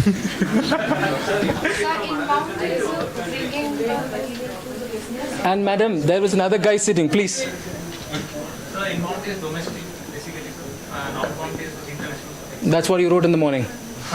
Great. See, listen, guys. With all these everybody has ways of taking things. There is a market which is outside. That is business. Just for the sake of it, I'm just very much simplifying it. There is a business who is supplying products and services, and that has to come to the suppliers, the product manufacturers. Like today, Tesla, take a Tesla. What are the major components of Tesla? Battery. What are the major components of a battery? Where it is coming from? Is it coming from California? So the value chain, the supply chain is actually much larger than you think, right? So in order to have the chemicals, the mines, they have to source from the mines, the product and service has to go to the Tesla factory. The giga factory you call it as. And that's our inbound trade. And this brilliant gentleman who's the master of supply chain, he does the product and he exports. And that is what is called as outbound trade, right? So the dynamics of inbound and outbound is majorly been anchored by the logistics. You need a vehicle, you need an order, you need a market, everything has to be sourced. Everybody's with me or no? Yes, sir. The point I'm trying to say is, now I'm trying to connect the dots, right? So there is a market outside, there is a producer. So today TVS is producing everything, like let's say a two-wheeler, and they're exporting to Nigeria, Colombia, Venezuela, South America, the New Jersey, whoever it is. So, and the parts are coming from where? China. Yeah, all over India. Sorry? MSME. MSE. So good. That's good. Okay. So MSME. What is MSME? See, again, please take this as because I'm still connecting all the dots. If at all, if somebody can actually connect the dots. Am I connecting the dots, or I'm just putting loose in? So the point is, inbound trade, outbound trade is there, right? The guy who actually making that dynamics or probably happening is the supply chain. Somebody is getting the order, somebody is fulfilling the order, somebody is taking the import which is nothing but the import comes from there. Like let's say Caterpillar, if you see, they're a classic example, right? Caterpillar, they have all these CKDs. Caterpillar, is the name new to the team? Okay, please say yes. Okay, yeah, Caterpillar, right? So Caterpillar, it's in Peoria, US. So it comes as a CKU and it lands in the port. And somebody, let's say Bhagiraj always calls me, he's like, Arun, I need some 10 vehicles. I need these vehicles to go there. And they have to pick up from this port. So it's an inbound trade that came in. Their fulfilling is by, companies like shippers and CHAs and all this stuff. And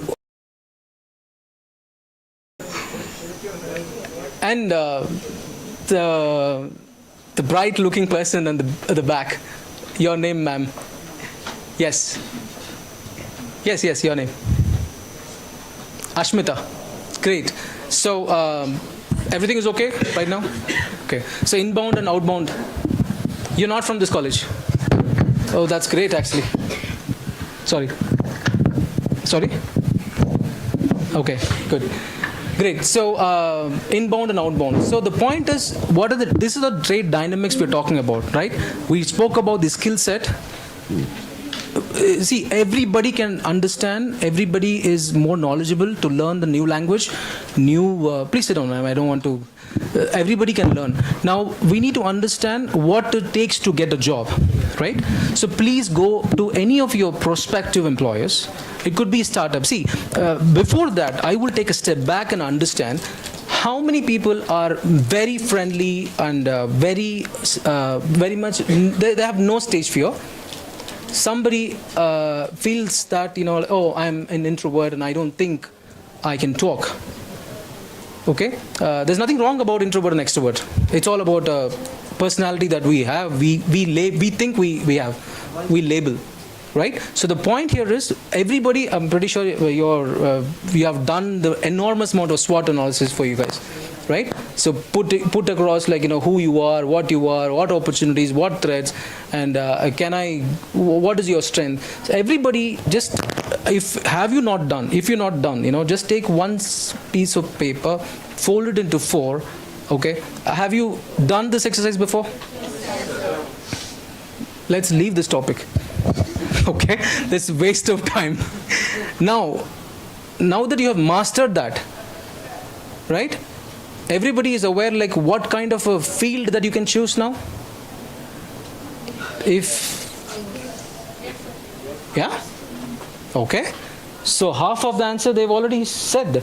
They know what they want to go, where they want to go, because they have mastered yourself. Where you don't want to go also you have mastered, correct? Okay. Now what is stopping you to get a job? What to do? Searching for a? How to start? Only girls are interested in jobs and boys all wanted to get into the business, is it? Entrepreneurs, is it? Or what is it like? Which is good. So the point is, one of the paths is startup. You need to have a startup mindset, and hence we're talking about what kind of personality you come in. See, everything is all about the human dynamics. We can talk multiple things if you don't understand the other person. What kind of personality, how do you react, how do you understand his emotions? No degree can take you anywhere. Take it from me. Take it. Because understanding human emotions is very important. Sir is more experienced, I think triple the years of his experiences of your age. But I'm saying that understanding human psychology is very important. Very important. For that, we have to go inward. We have to go inward to understand, am I too making you so lullaby? So the point is, understand ourselves. How many people can actually understand Tamil?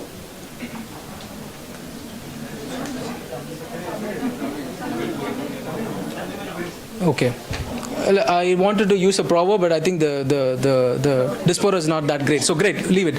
The point is, let's understand the psychology of who we are, because when you go to the job, trust me, you need to understand the other person. You don't have to understand him, nothing more. If you have to understand your boss, you have to do only one thing.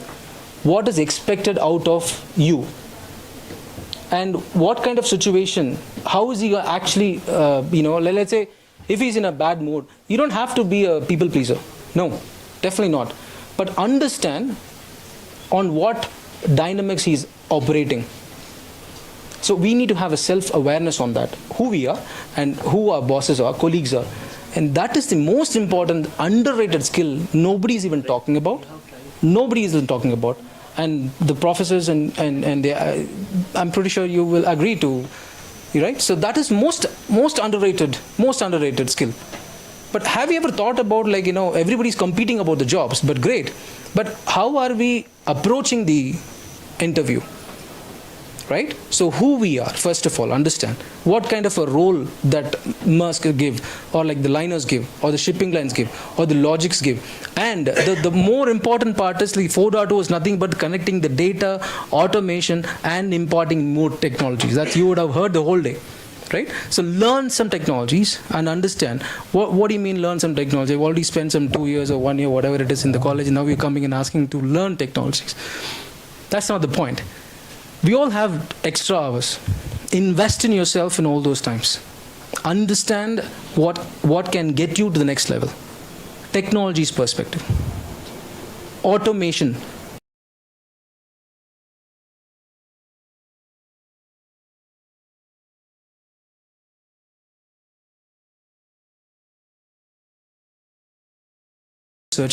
I will just, in a span of, how well are you prepared is something that presentation will tell me.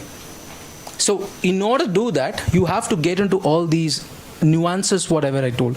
There is much more we can talk about, but eventually getting to the landing of the job is very important. Understand yourself. Am I even in the personality to apply for that? Am I? A guy who doesn't want to interact with the customers cannot apply for a sales role. I'm not saying he cannot. Okay, he can, provided if he's have the acumen to, the ability to learn. That's a different story. Inherent is the word. Anybody has heard of the inherent? Right? So the risk management is the most important part, which I always wanted to talk, but I don't think we have time for that, and then maybe next time.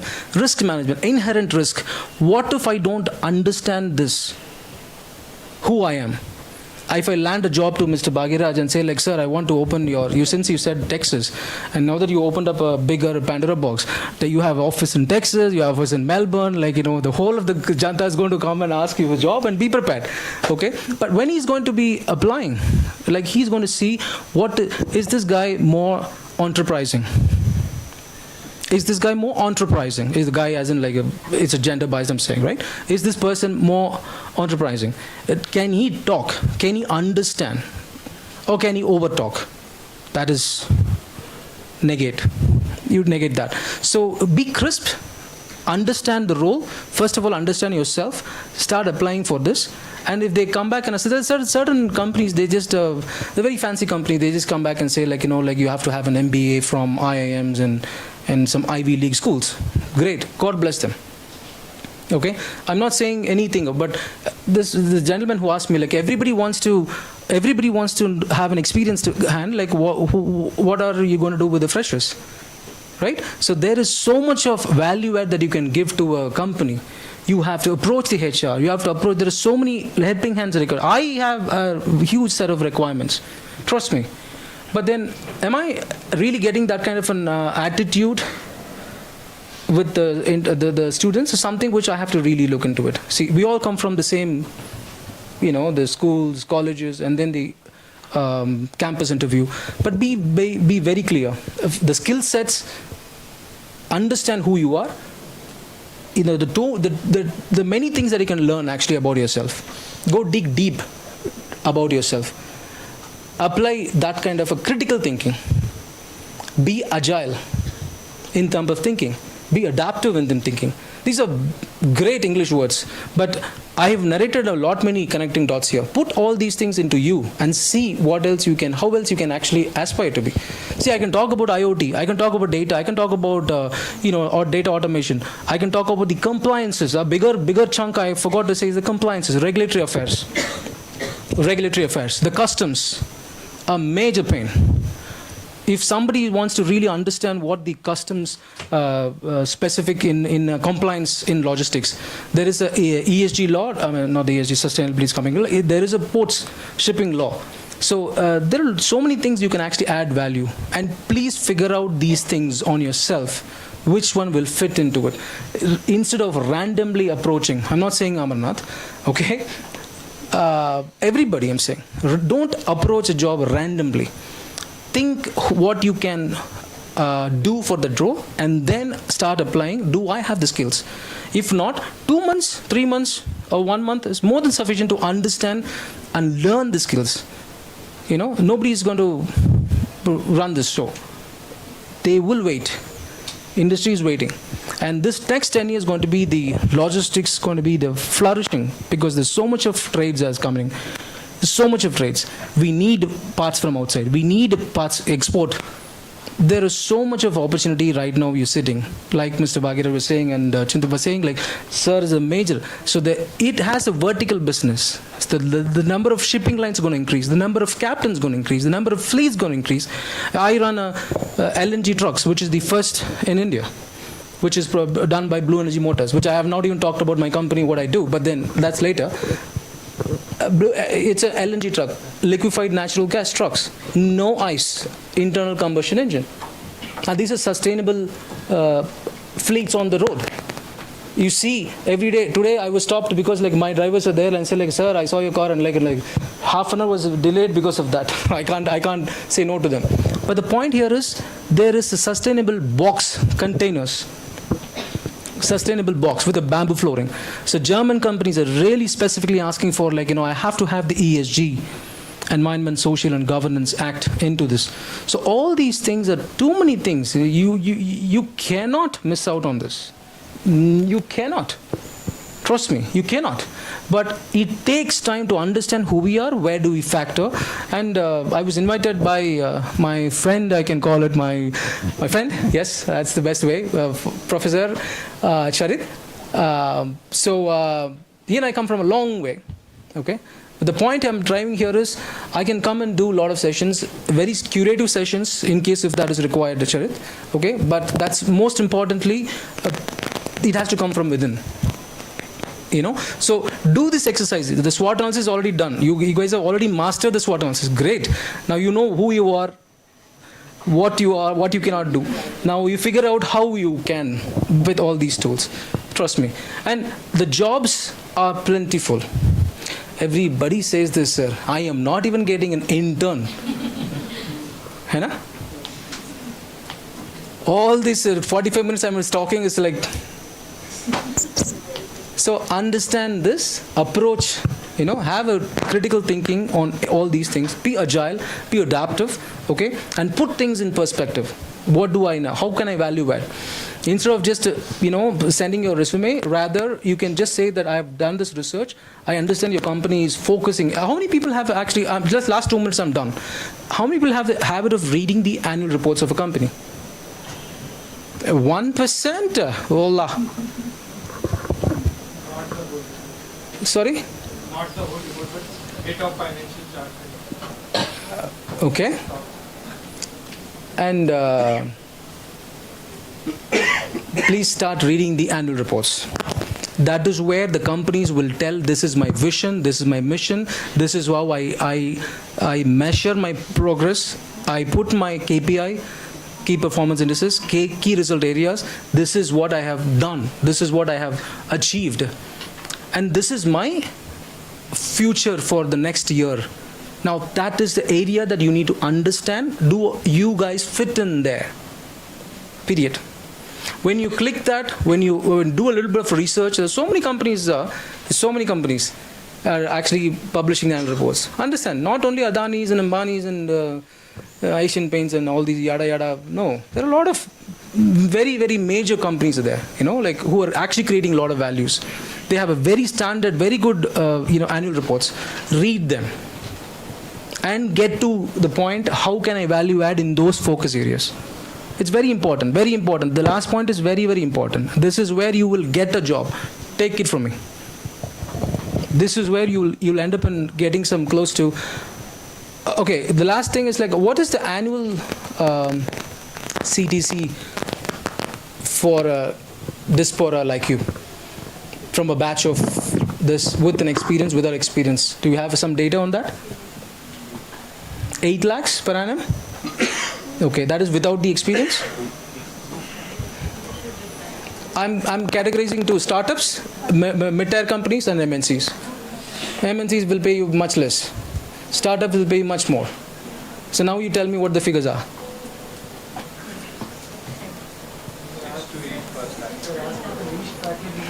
Everybody wants a job, but nobody wants to know like how much I will get paid. Any other Amarnath is in the crowd, please? Any other Amarnath in the crowd? Only one Amarnath can be there. Great. So what do you say? Like 8 lakhs? No, sir. That's a thing about freshers. 4 lakhs is the minimum what we can expect. And as per logistics, we can't expect much as a fresher. But as our experience increases, we can expect like from more than 12. Don't label yourself. Startups are looking for freshers with a completely analytical thinking. If you apply all these things, I don't mind in getting 10 lakhs to you. So thank you. So the point is, anybody else? Anybody else? Nobody wants a job. Huh? Everybody wants to become a business. Great. So how much is your business turnover you want to be? That is the right question. Yeah, I think I have to rephrase the question. Fair period. This is the last question. Huh? Please be. Sir, your students are they're loaded. They don't need money. See, come up with some figure here. What is there in that? Just say.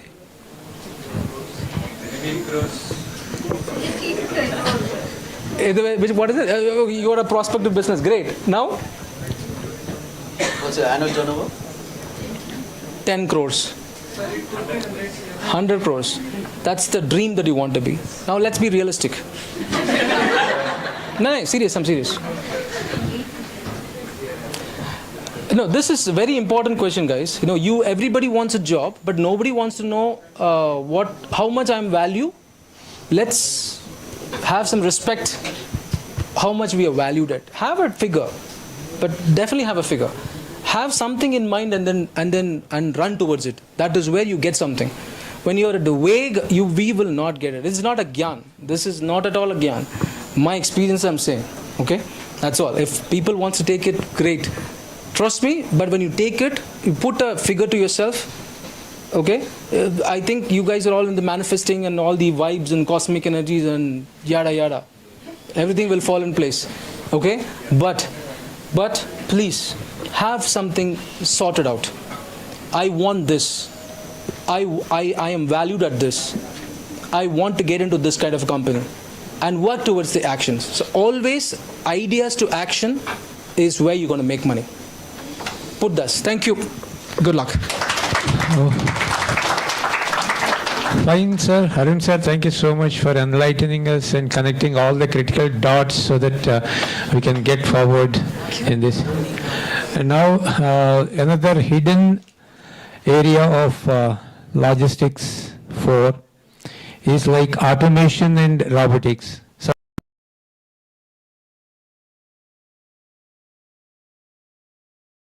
reduces human error. So this discussion is for Bhagiraj sir, and sir will be talking on the WMS software, and he'll be giving us some insights into that. And this is especially reduces human error.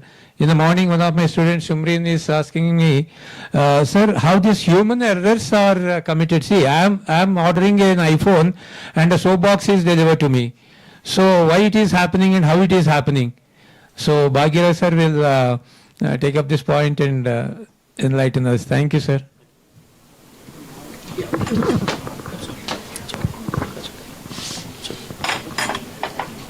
Hi. Regarding warehouse, so it's again another product of logistics. See guys, B school, definitely you will be having the knowledge of all the products, and you should have the insight of what is the current the market is holding, because warehouse and everything is like a traditional way of doing logistics. Like you have the cargo comes to the warehouse. For what?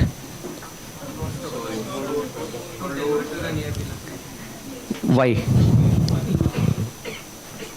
Why the supplier is moving his cargo to a warehouse?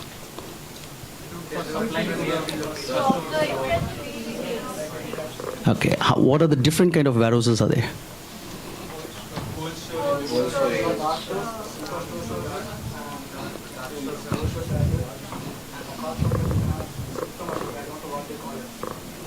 You can just define it into two. That's it. One is common warehouse. The other one is the customs warehouse, customs notified warehouse. Bonded warehouse. Bonded warehouse. So these are the two. Common warehouse, where Mr. Amanath was sharing this, like cold storage and all this stuff. Even customs bonded area also have cold storage. These are the advanced thing which right now government is like implementing, and also some private warehouse people also implementing those things. When warehouse, they have lot of cargoes coming in and going out. So they want to have a solution to remove the human error. Humans will definitely make mistakes. Okay, so it shouldn't be repeated. That's the only thing. Okay, we make mistakes, but don't repeat it. That's it. So the same way, but when you do in a business, okay, it's a cost and it's an expenses. Maybe when you're working, you won't feel the pinch because the company is going to take care of it. But when you run a business, and that is going to be from your pocket. So that is where we have to be very careful. So that helps us to go with this automation. So we organize the high stacking racks, okay, which is automated with robots. So the automation is done for companies like BMW and also for this Wrigley's and Candyman chocolates, the candies. All these candies, like which you buy it in the shops, those things has been automated because to do two things. One is the human error. Second is the cost effective. Why? Because to have that particular cadre of crowd, the staffs, it is a big shortage in the industry. People are not willing to get into this warehouse and getting dirty and stuff like that. They just want to sit in an AC cabin, a cubicle, and need to have a laptop. You need to have even a secretary here. But that is not the practical thing. So when we are into logistics, we have to get into it. You don't think like getting a job. I can see people are like looking for only the traditional companies for jobs. Traditional companies means like maybe a shipping company or a freight forwarding company or a warehousing thing. So you just get into the traditional things. But there are other ways nowadays. That is like after COVID, the logistics things have a different version. We have a different version. Like it's like 4.0 is the automation and stuff. But the idea and the mindset itself has a different thing. So we have a lot of opportunities in logistics. That is like when you have a knowledge of 4PL, 5PL, you got it right? When you get into that, we are having requirements for the supply chain management for the guys, those who finished MBS. They will be not like going to the forwarding companies or shipping company, but they approach the direct customers. Like you have Foxconn in Bangalore, which is coming up in Devanahalli. Heard about it? They have huge requirements for supply chain, but it requires the caliber. They need to know what you know about the logistics supply chain. That is how they recruit you. So we need to understand what is the warehouse, because Foxconn completely runs on the warehouse setup. Okay, they have almost like 35 warehouses right now. It's getting built up over there, and they're also coming out in Hosur. Why I'm highlighting Foxconn? Because end of the day, guys want to have a job, right? That is the idea in everyone's mind. Maybe some guys will be having an idea of like having your own company, to have a startup. Even the whole crowd is like that, huh? Yeah. So even you can try that. It is not the risk part. We need to just analyze it. That's it. If you can able to do it, please go for it, because I vouch for that, because it is good that you have your own company and own logistics thing, but for that we need to learn. For learning you need to have a platform. So for that, don't wait for that particular the package. Oh, I need to start with like 4 is my basic here. That's it. I'll never go down on that. Don't do that. Logistics is for the smart people, street smart people. We are the street smart people, okay? And you are all into the same logistics, and you are doing your MBA. So you are definitely going to get into this in this field. So when you're getting into this, we want you guys to have that street smart thing, where just get into any profile. Don't wait for I need to get into as a, not like no, I did my MBA, I need to at least go as a management trainee. Not below that. Don't do that. When you get any opportunity even in a small Indian-based company, get into it. Just get into it and start learning. Every day will be learning for them. Then there'll be no looking back. Then comes the opportunities for you. That's how it happened for me too. Like 2000, I joined a shipping company, forwarding company, learned it from the basic. It taught everything. I didn't do my MBA.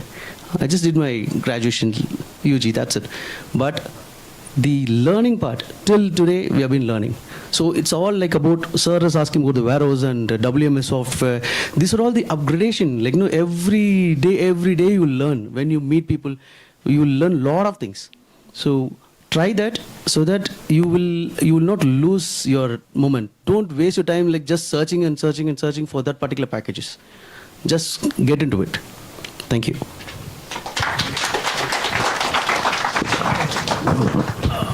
Thanks a lot, sir. Now I have just 5 minutes, 2 minutes for Captain sir and 3 minutes for Chinnatambi sir.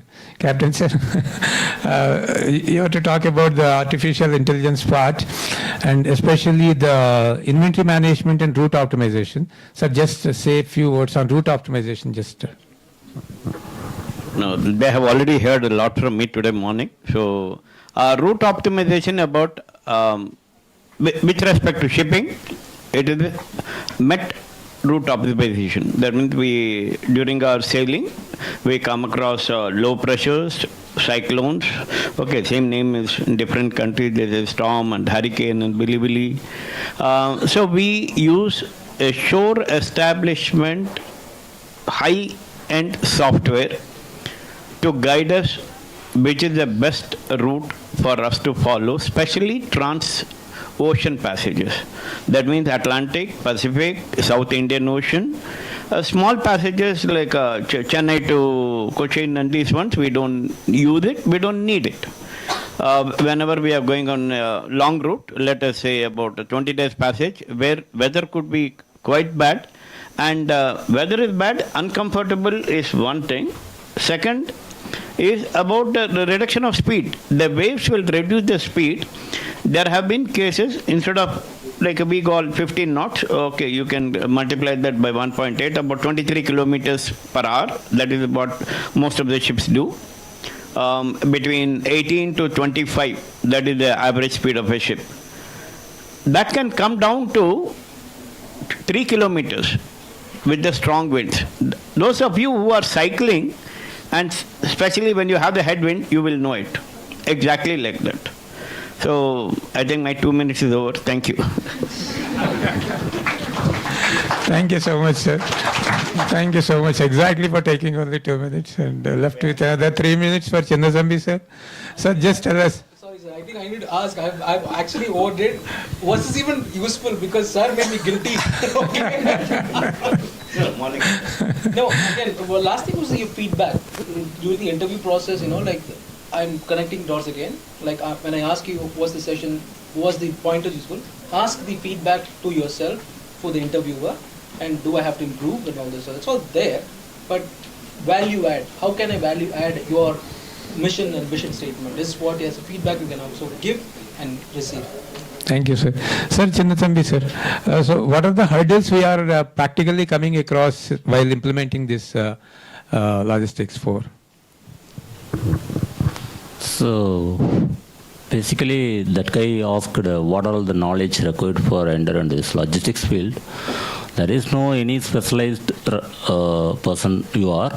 You just have a basic English knowledge, basic computer skill, and presentation skills. That's very, very enough to enter into this logistics field. Don't consider the salary. You just enter and learn for at least 1 to 2 years. Then you can start your own idea and start your own entrepreneurship. That's all. You need not to specialize anything. You need not any MBA degree also to enter into this logistics field. It's very simple. No.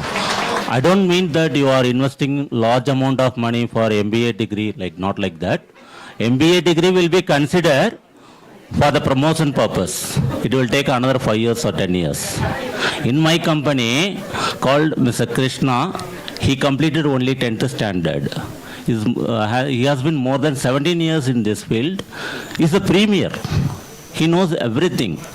He got offer of 2 lakh rupees also because of his experience. So gain some experience. Don't consider the basic salary. That's it. Thank you so much, sir. Chinnasambit sir is not discouraging you. Sir is telling, see, people without MBA is performing so much, and with MBA, how much you can perform. He is, as a matter of fact, is going to encourage you. With MBA, you can do much more than... Okay, that is the takeaway for the day. Thank you so much. Sir, thank you so much, all the panelists available here. Thank you so much, sir, for coming over here and sparing a lot of time for us and sharing your thoughts and enlightening us and connecting all the critical dots and giving us insights into most interesting and important. Thank you so much, sir. Thanks a lot. Thank you all for... And we have another... We'll be seated or here? Be seated. Now we would like to present a small token of gratitude for our esteemed guest. Moving forward,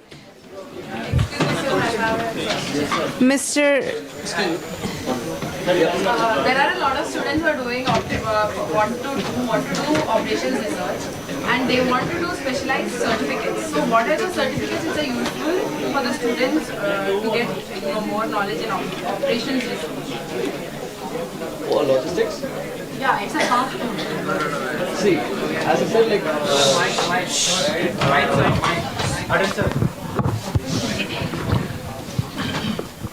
you have a lot of online courses, which is there.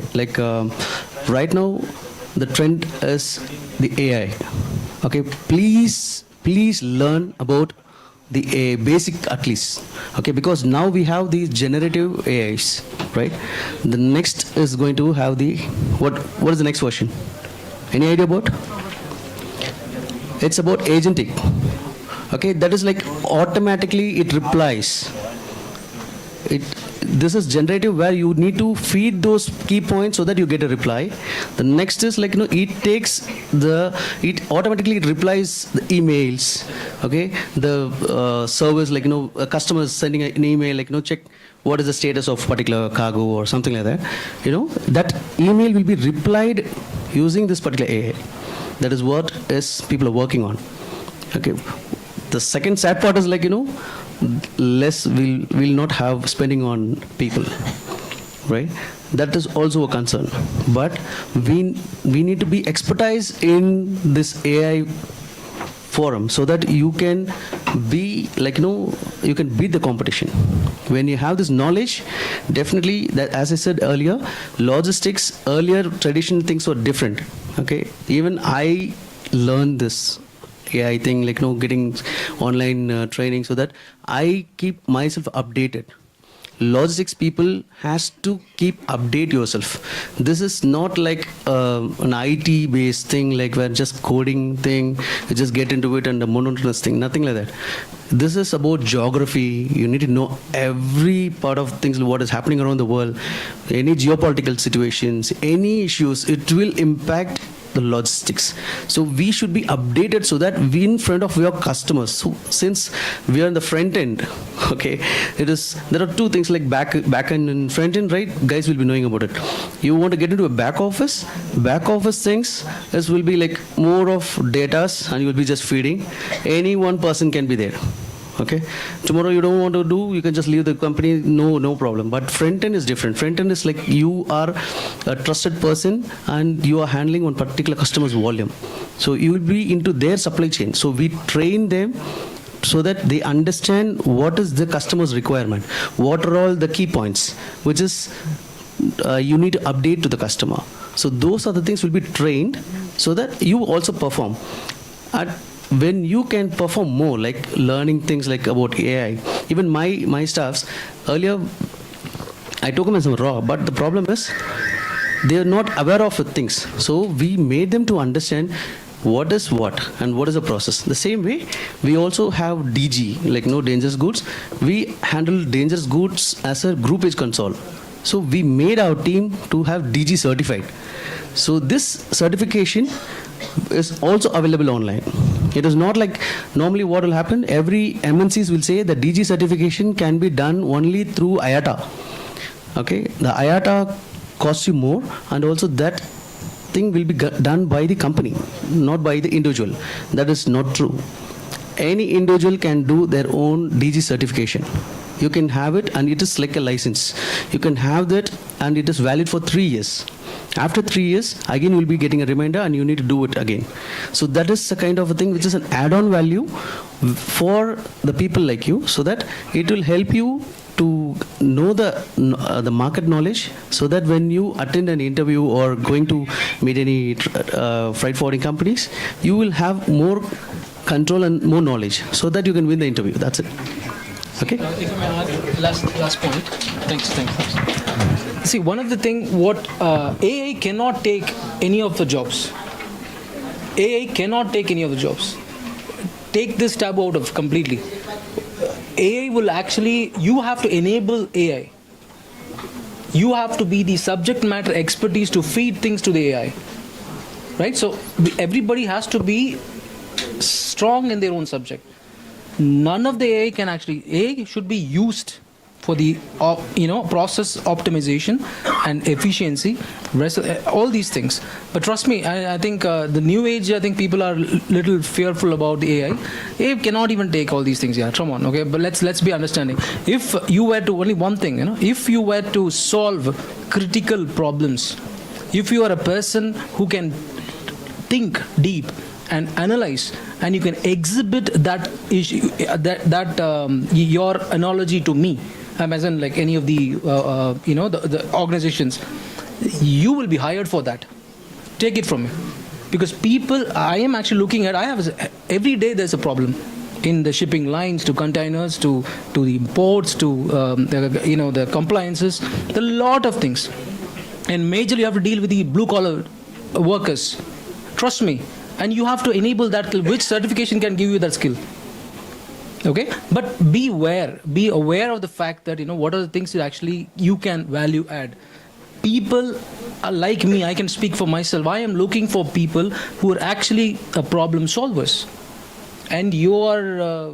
That is exactly what everyone should be thinking. How can I solve this business issue?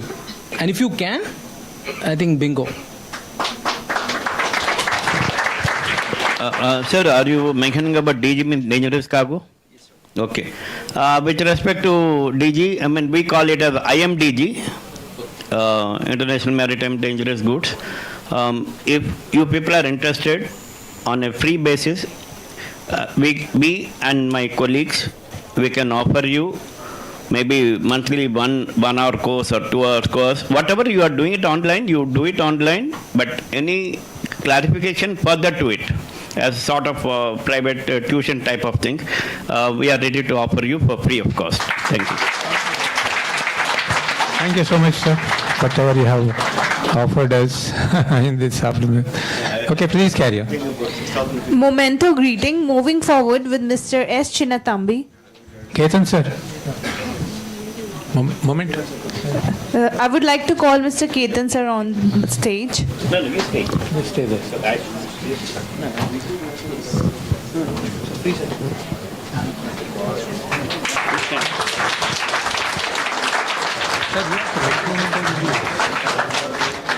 Next to Mr. Arun Kumar NT. Charit, sir.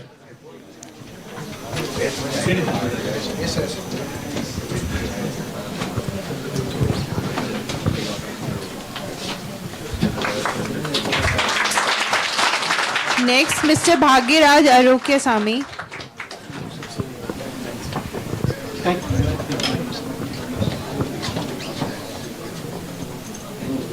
Thank you.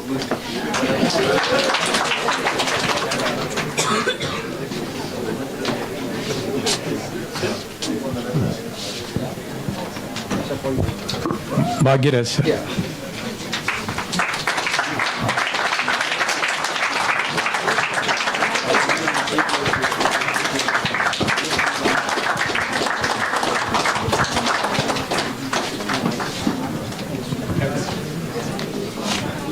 Now I would like to request Jennifer to propose vote of thanks.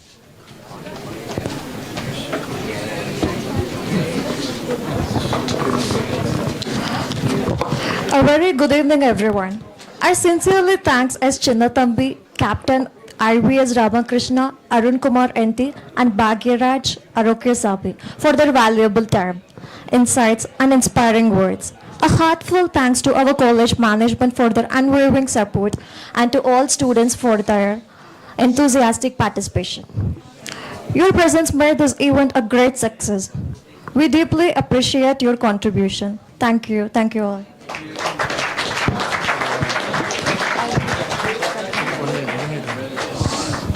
And I think Jennifer has missed out. So we have to thank our Patil sir, Dr. Nityanand Patil sir, right? And sir has supported a lot, right? For giving up all the support in the back end, like for IT and everything. So thank you, sir.